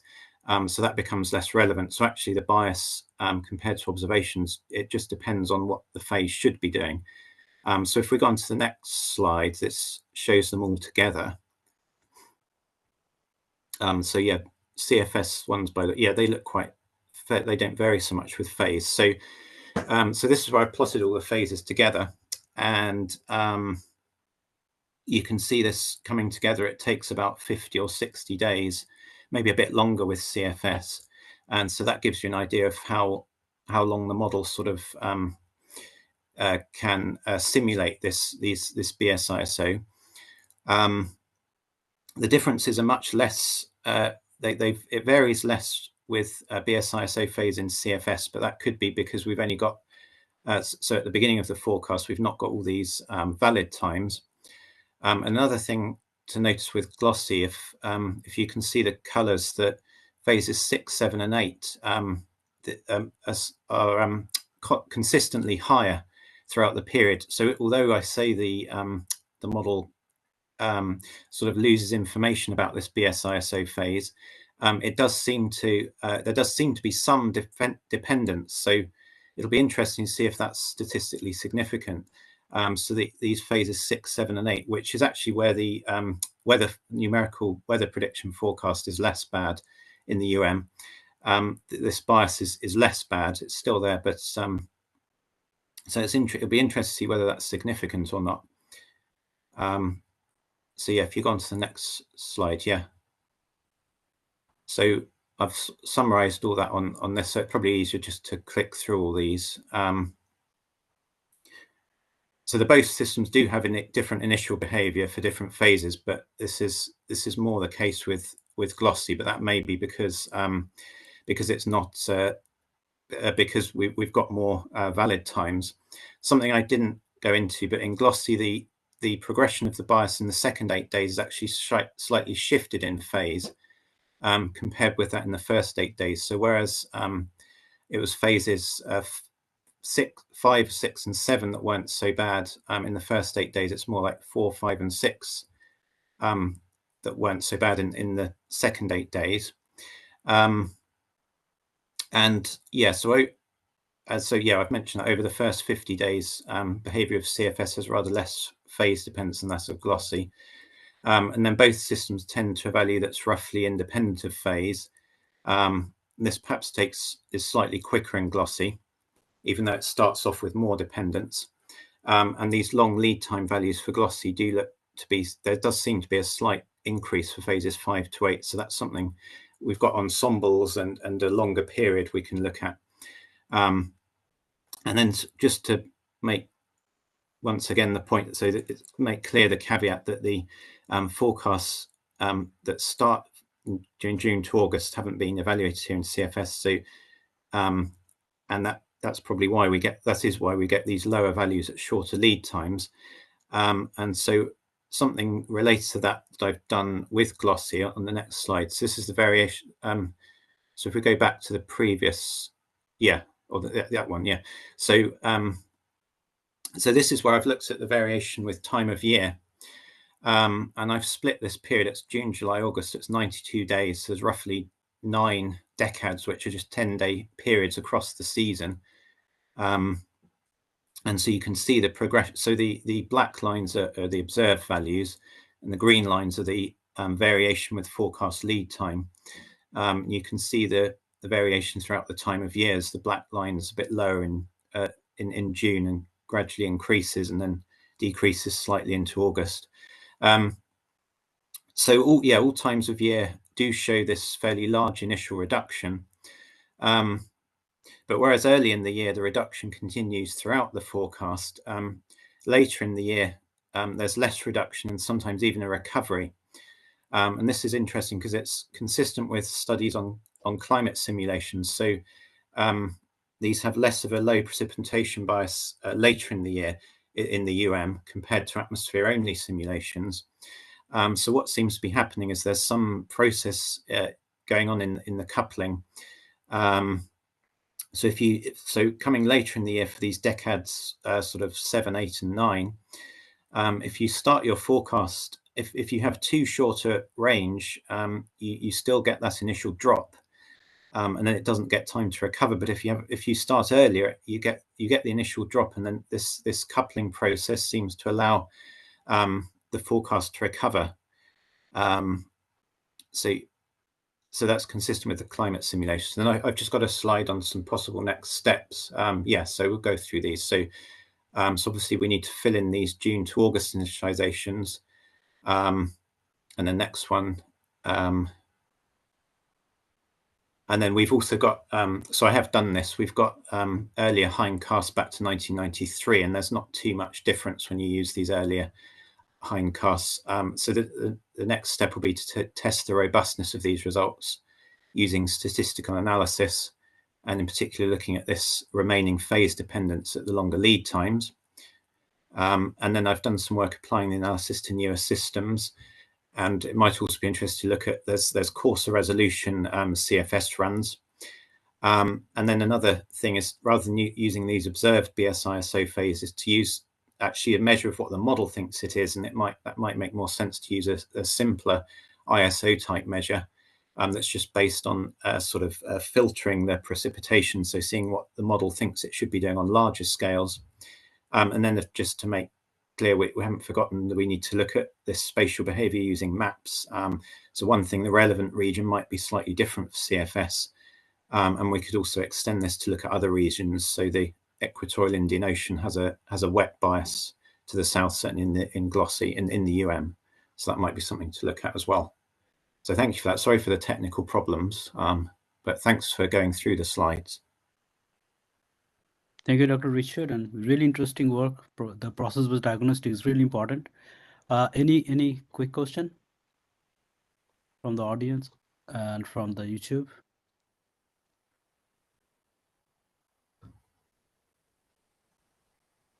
Okay, if not, then I will invite the next speaker, Dr. Adarsh Kumar. Please go ahead. Share your screen, please.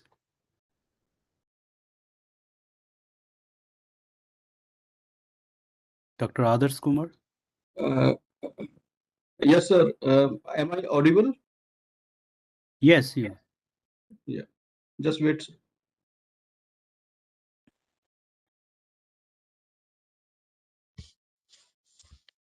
Please, Dr. Kumar, please share your screen. Yeah.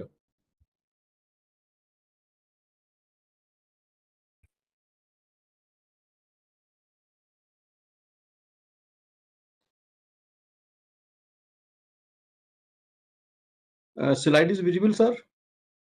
Yes, please make it full screen. Yeah, definitely.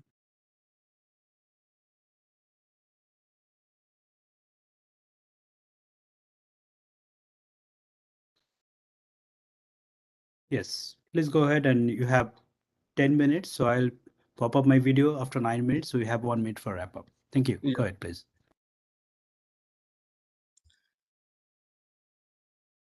Thank you, sir, for inviting me for this talk.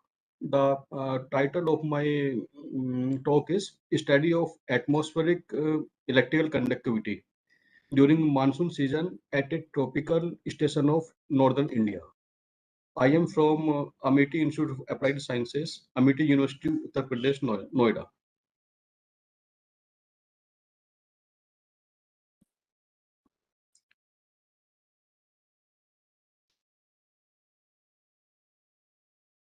So,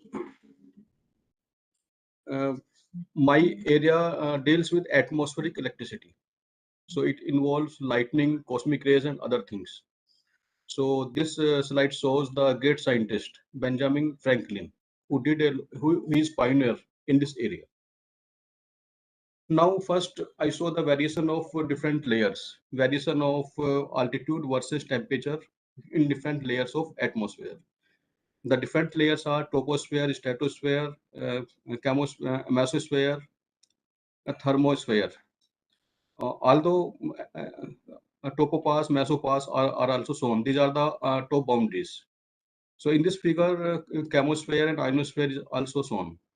So most of the electrical phenomena take place in the troposphere. Now this is one of the important figure in which shows how the atmospheric electrical phenomena takes place in the troposphere. So in this figure, troposphere is shown where the electrical phenomenon takes place. Middle atmosphere is also shown. So on the right hand side, how the storm currents are generated, it is shown in this figure. Ionosphere, magnetosphere is also shown. Now this figure shows the generation of different ions in the atmosphere, because we know that air consists of charged particles. These may be positive and negative. So in case of fair weather, there are some atmospheric electrical elements like as current density, electrical conductivity, potential gradient, and columnar resistance.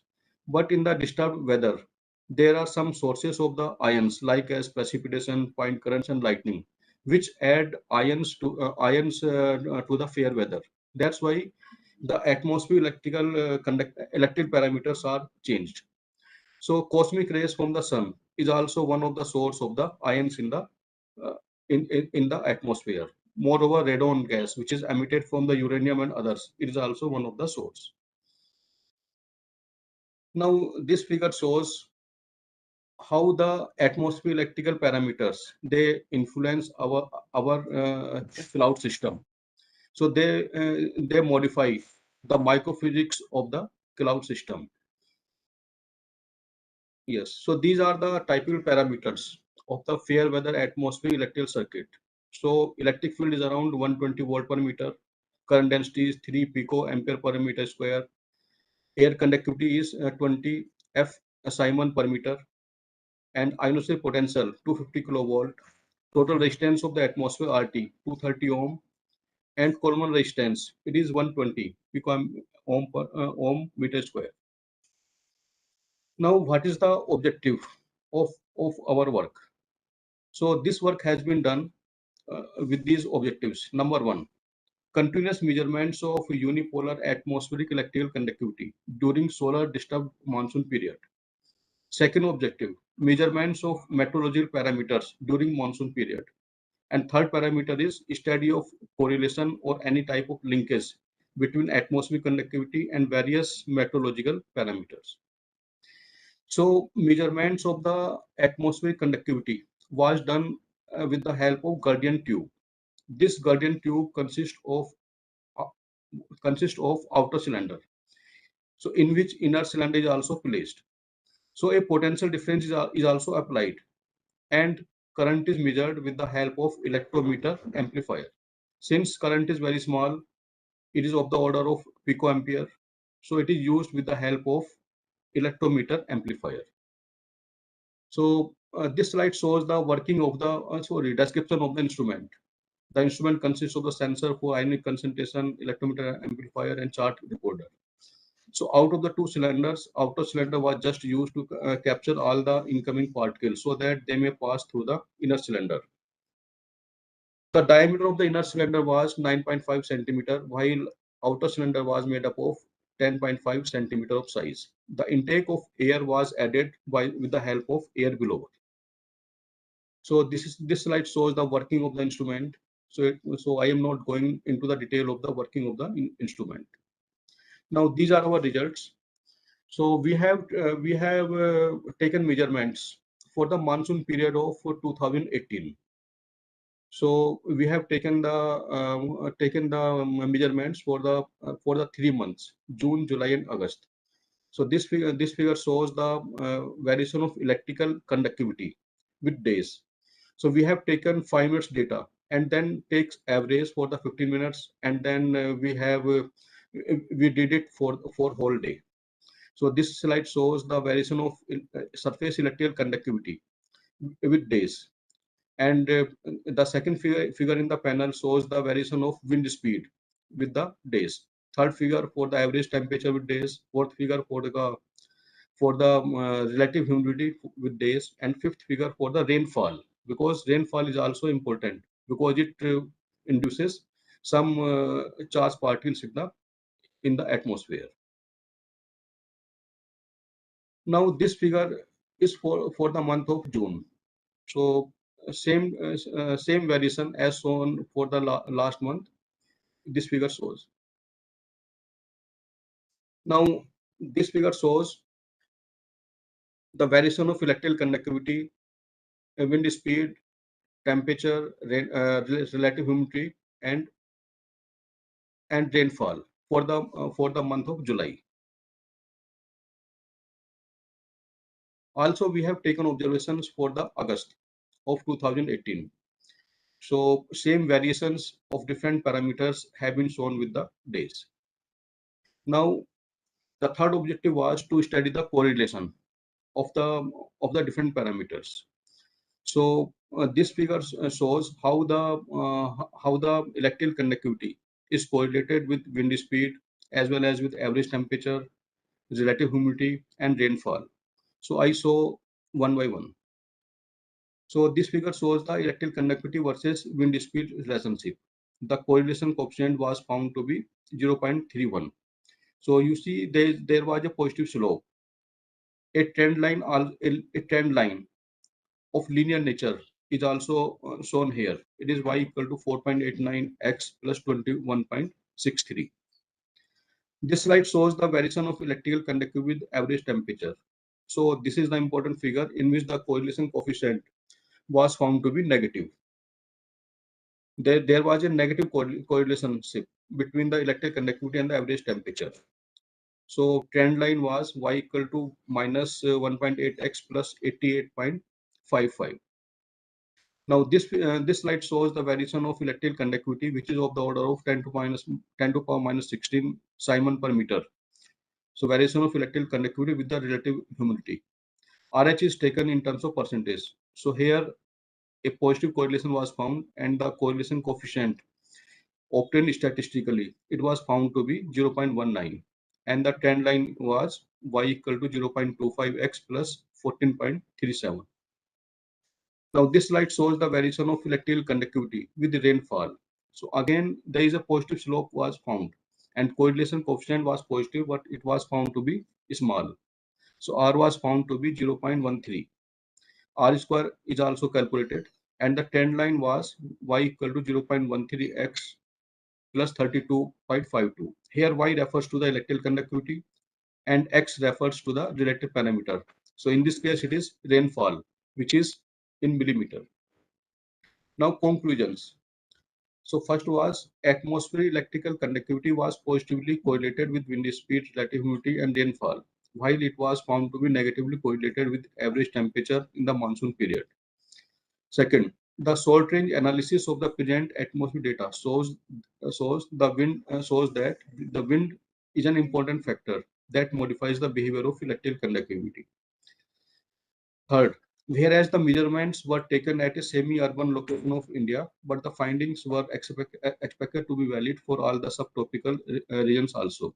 Fourth, the important findings of the present paper hint at the short-range variations in surface atmospheric electrical parameters by incorporating the meteorological parameters. And the last is the meteorological parameters such as relative humidity, temperature, rainfall, and wind speed play an important roles to investigate the aerosol behavior. But large amount of precipitation can change the number density, and size distribution of aerosols is more effective than RH and wind speed. So these are the references for this work, and all the references are concerned with atmospheric electrical parameters. Yes. So thank you, sir. Thank you for inviting me. Yes. Thank you very much, Dr. Kumar. It's very interesting talk. Yeah. Any questions from the audience?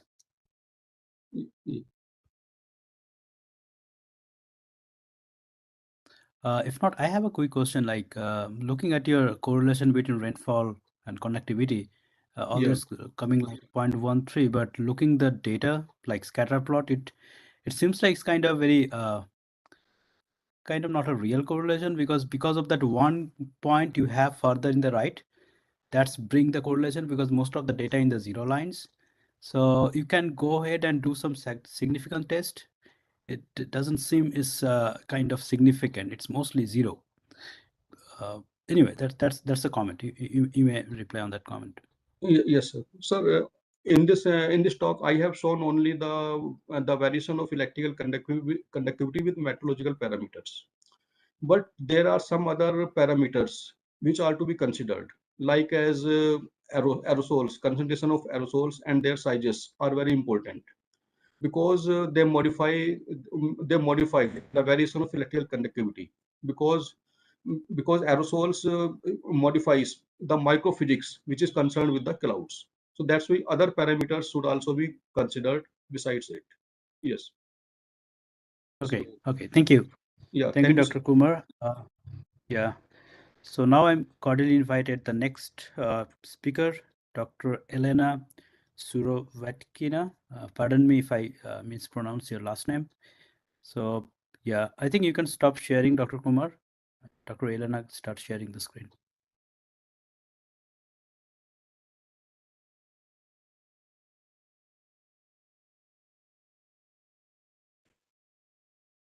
Just wait, sir. I am trying to stop it.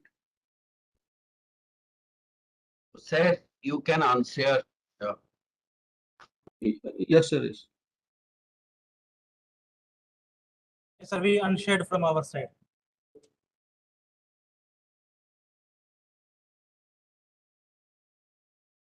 can see the slide. Please make it full screen. Just a second.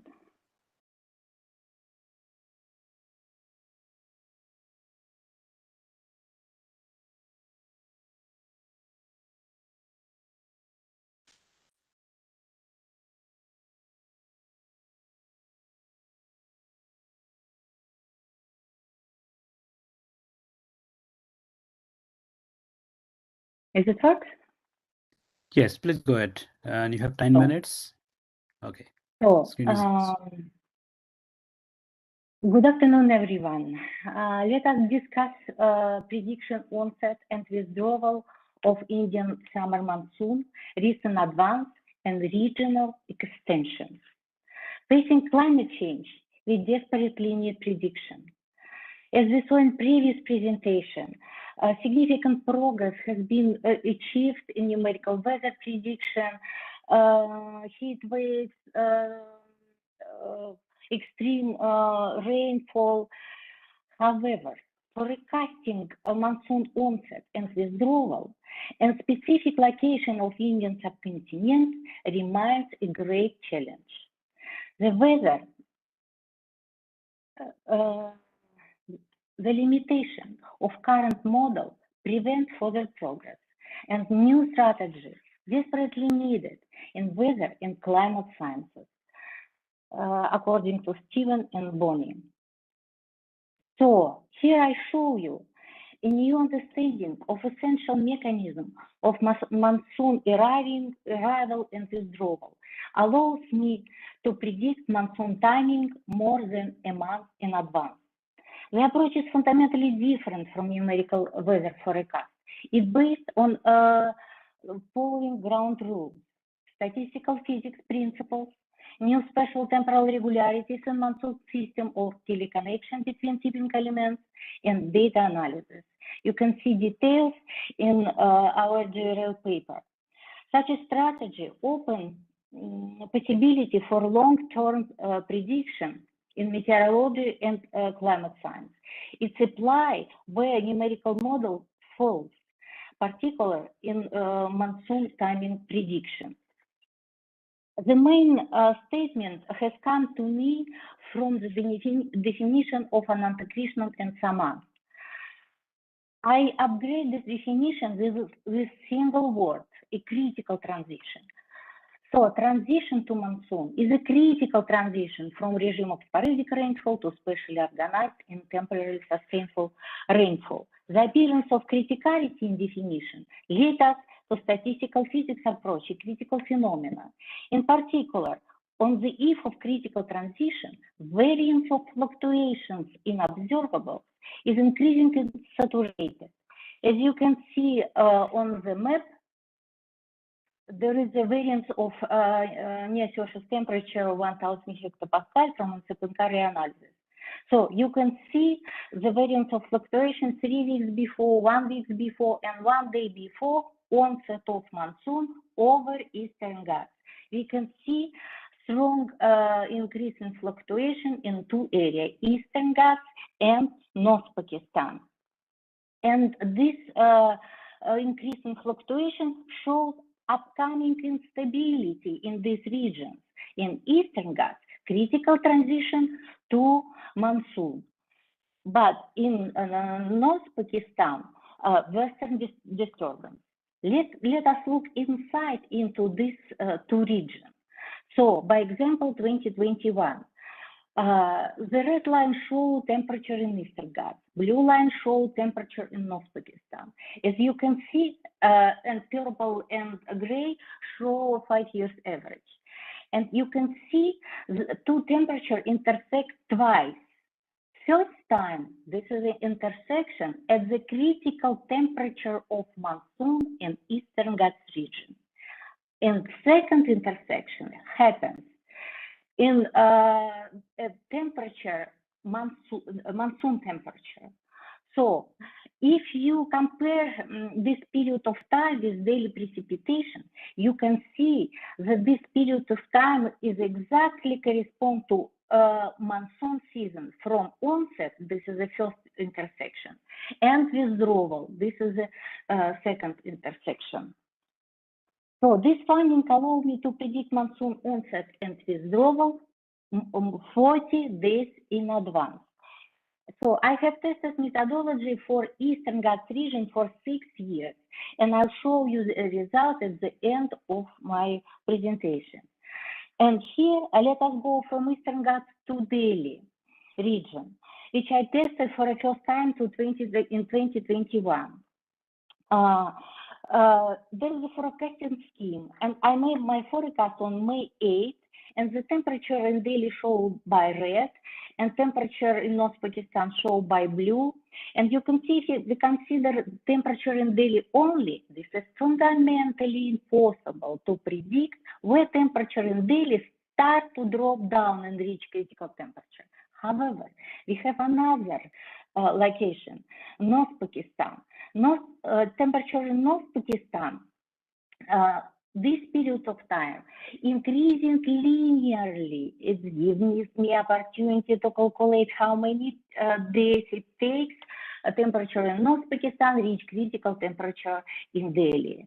So as you can see, my prediction on May of 2021 was between 11 and 90 of July. The result of monsoon come on 13th of July. And this is unprecedentedly late onset of monsoon in Delhi. And I predicted actually 60 days in advance. It was correct. And all my forecasts published in Indian newspaper, Monsoon page, and available publicly. So on 16th of August 2021, I forecast withdrawal from Delhi. So monsoon come actually 1 week later than I estimated, but it was my first test, and I will consider this delay in my current 2022 year. So climate change affects Indian summer monsoon timing in the following aspects. If the temperature on the periphery of monsoon in Pakistan and Afghanistan is high, it leads to delay withdrawal of monsoon, because it takes longer when whole continent cool down to the temperature of monsoon withdrawal.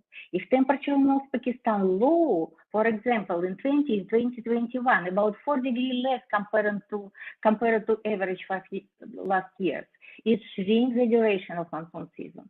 It takes less time when temperature in North Pakistan reaches the temperature level in Eastern Ghats. And one more observation, when Indian subcontinent gets colder faster, it attracts northeast wind early. This is what we observed in 2020, 2021. So I would like to show you one more interesting observation of climate change. If we split long-term observation, monsoon transition, into two groups, abrupt transition shown by blue, this is a fast transition with strong rain, and two-step or multiple-step transition with dry spell within the step, so indicated by brown and yellow.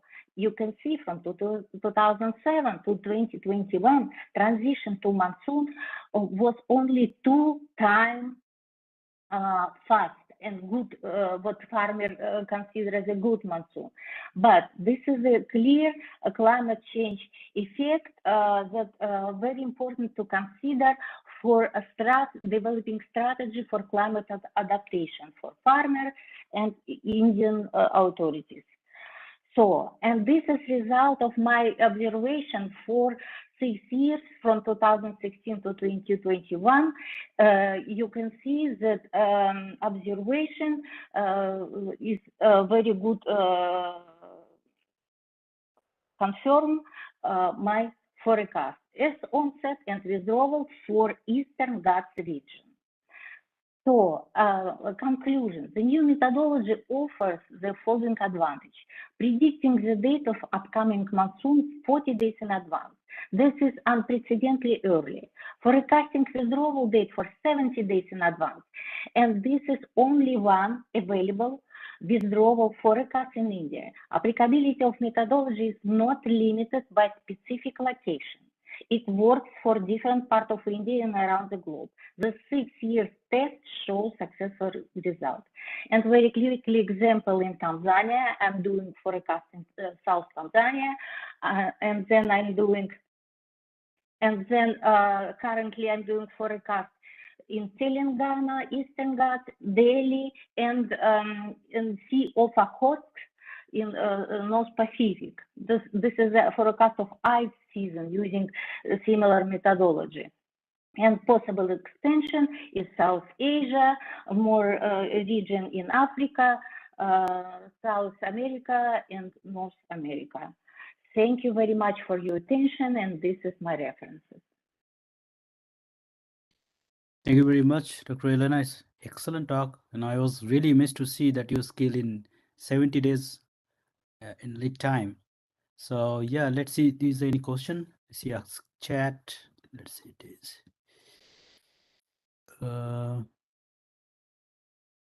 No. Maybe I take this privilege and ask. I have two questions actually. Yes.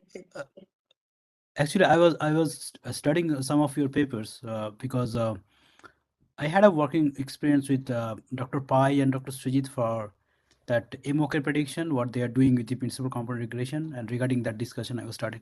So did you have any results on the Kerala? Because all of your results is actually the area where the monsoon came very late and very dry, let's say Delhi or in central India. So do you publish any paper on monsoon over Kerala? Over Kerala.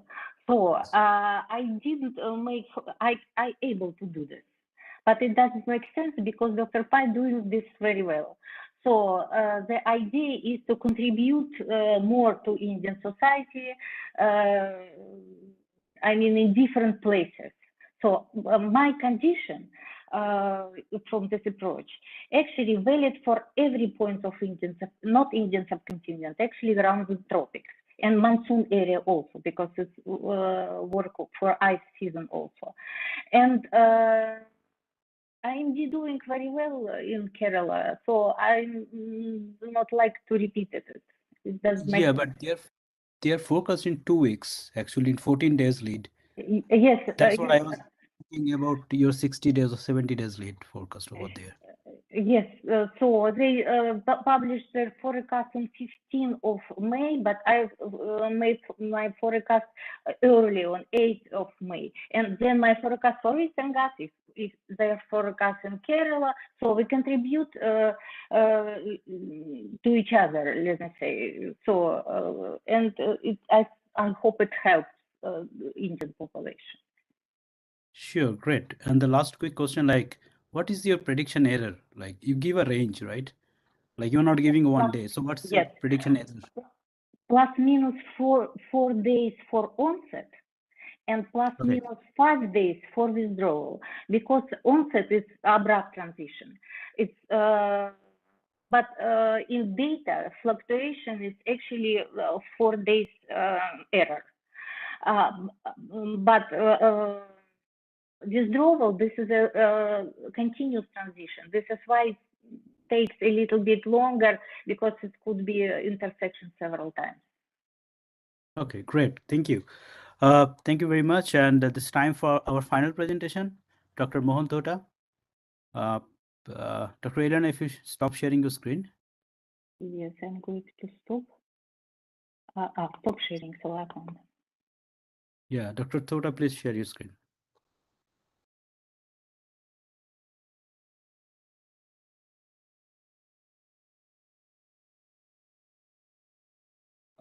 I had some technical glitch with my PC. It's not able to share. So can admin can share my presentation? Sure.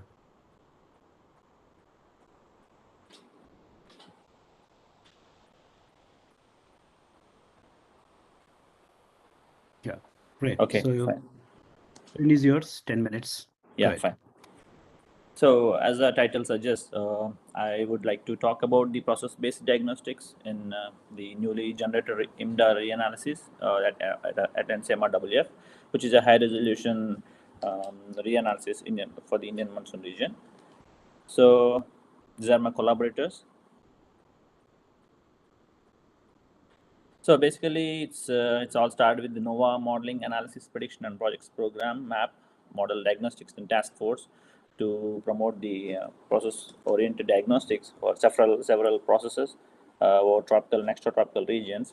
If you look at the graphical picture on the right-hand side, you can see several physical processes which are neatly described here. So starting from the MJO space, MJO amplitudes, phase spectra, starting extratropical variances, convective transition stats, Enzo, monsoon, jet streams, everything on the card.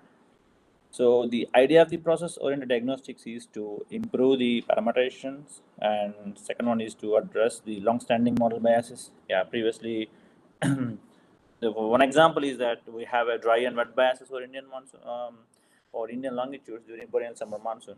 A few minutes before, Richard Keene has showed some biases for Indian region.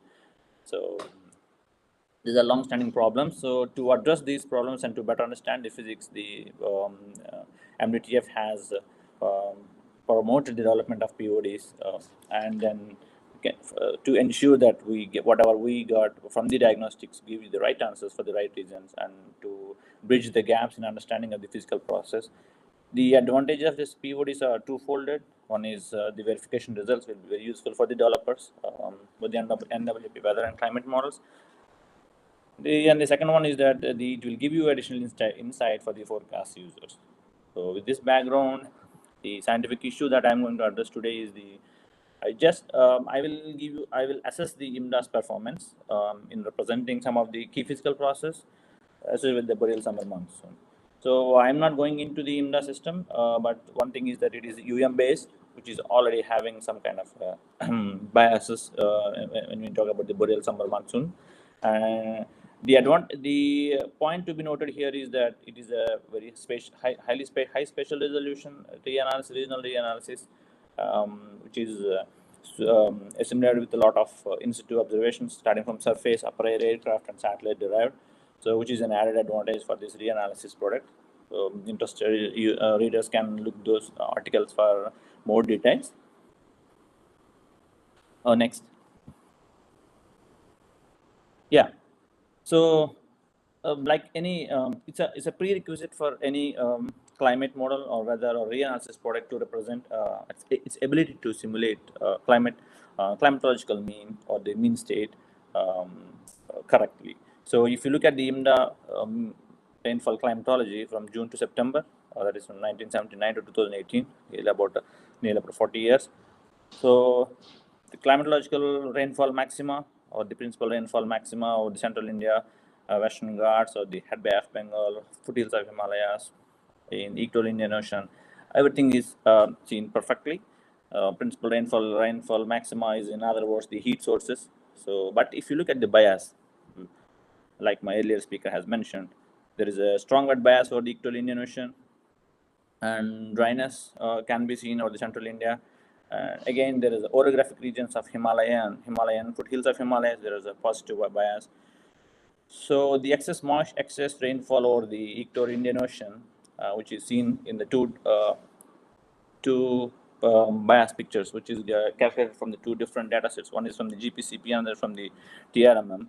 The coherent spatial structures, the excess rainfall over the equatorial Indian Ocean is indicating that it may affect the Kelvin-Rossby wave activity over that or equatorial regions to the dynamics, and this local may induce some kind of a local Hadley cell descent over central India, because from equatorial to the descent region or central India can induce a dryness in the column that can happen.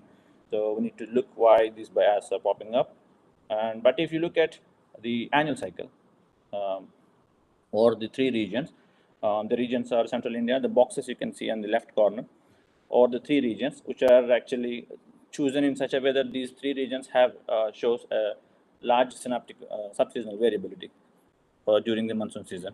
So if you look at the annual cycle, most of the annual cycle or the three regions is very good associated. But if you look at the close examination or the Western equatorial Indian Ocean, majority of the days in June and July shows excess precipitation, and in dryness or Bay of Bengal slightly in June and second week of August or some kind of in the mid-August, those timings. Other than that, what I can say is that despite having these differences in the magnitude, the phase is good, and it's an encouraging aspect to go further.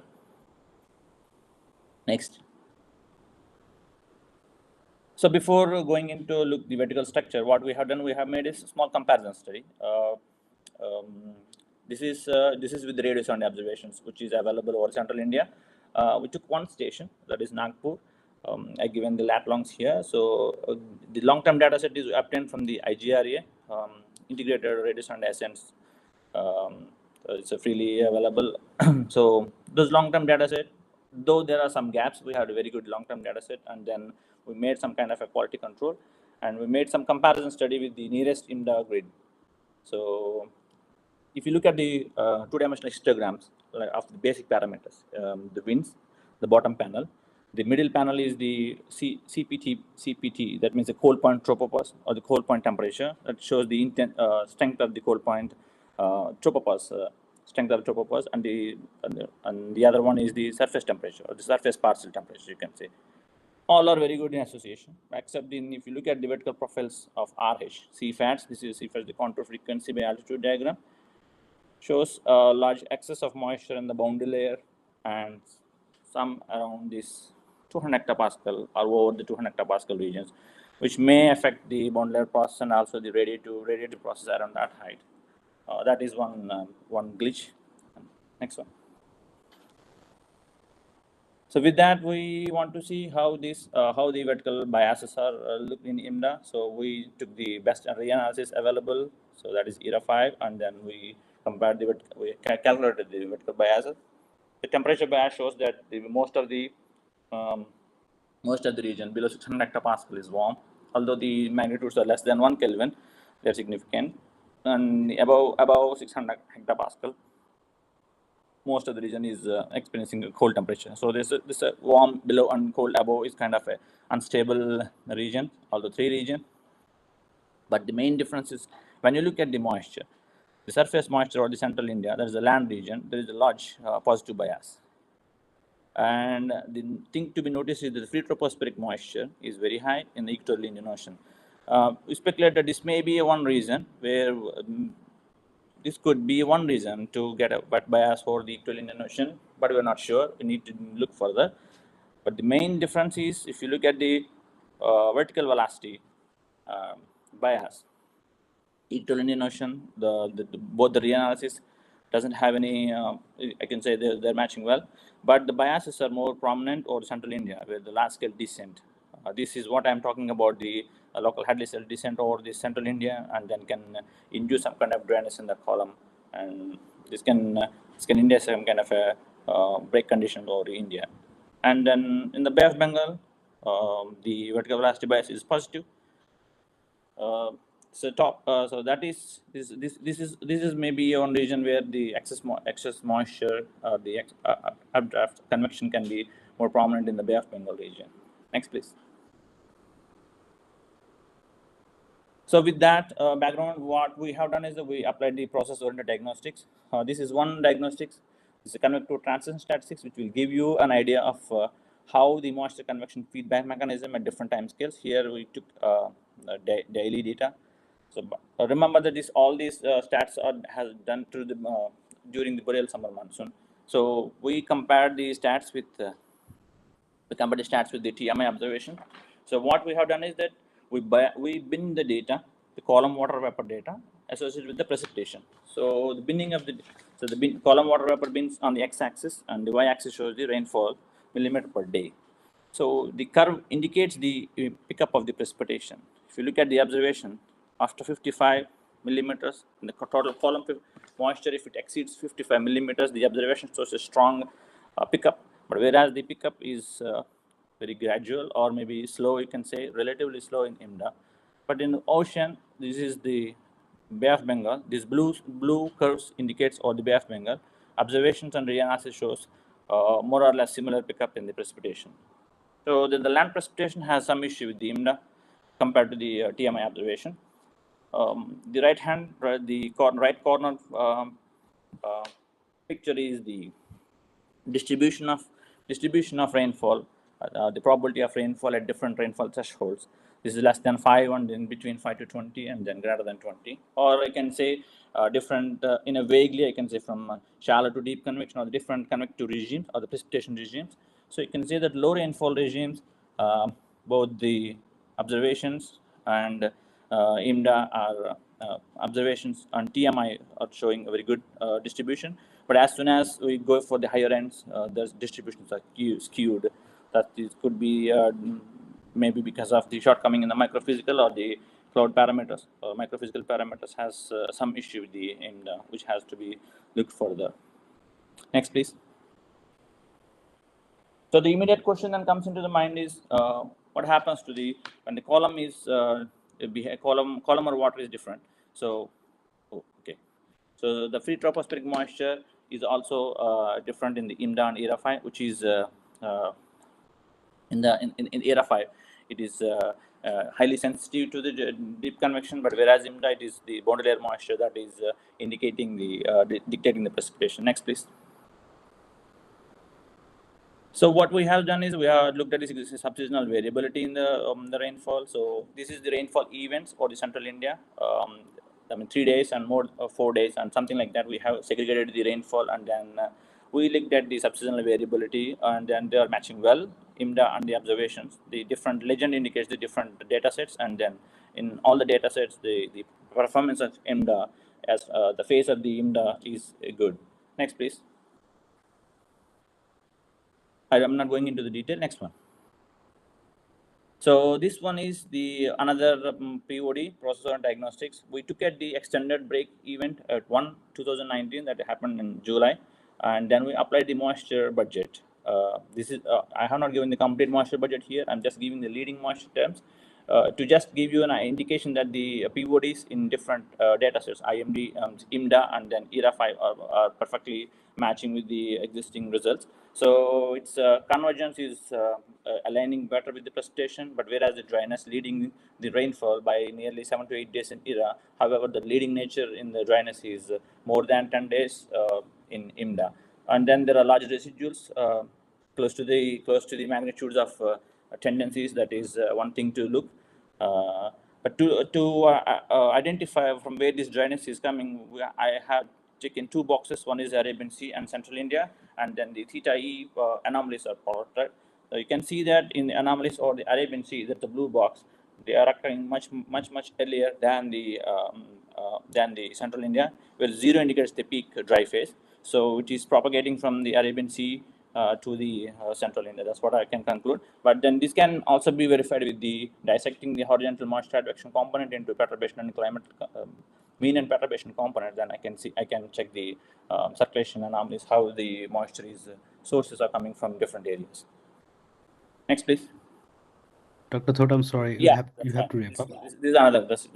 I can stop here. I can take the questions. Yep. Okay, thank you, Dr. Thota. It's great work. Any questions from the audience or the YouTube?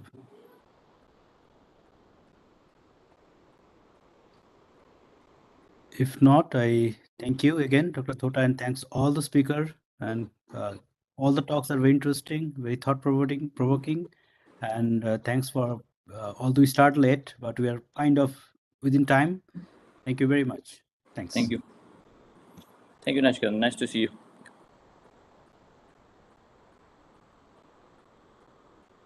Thank you, Dr.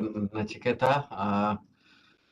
So it's a nice conducted session, and the speakers are actually nicely maintained their time, and hopefully a lot of questions may be there in the mind, or maybe it will be coming up later stage.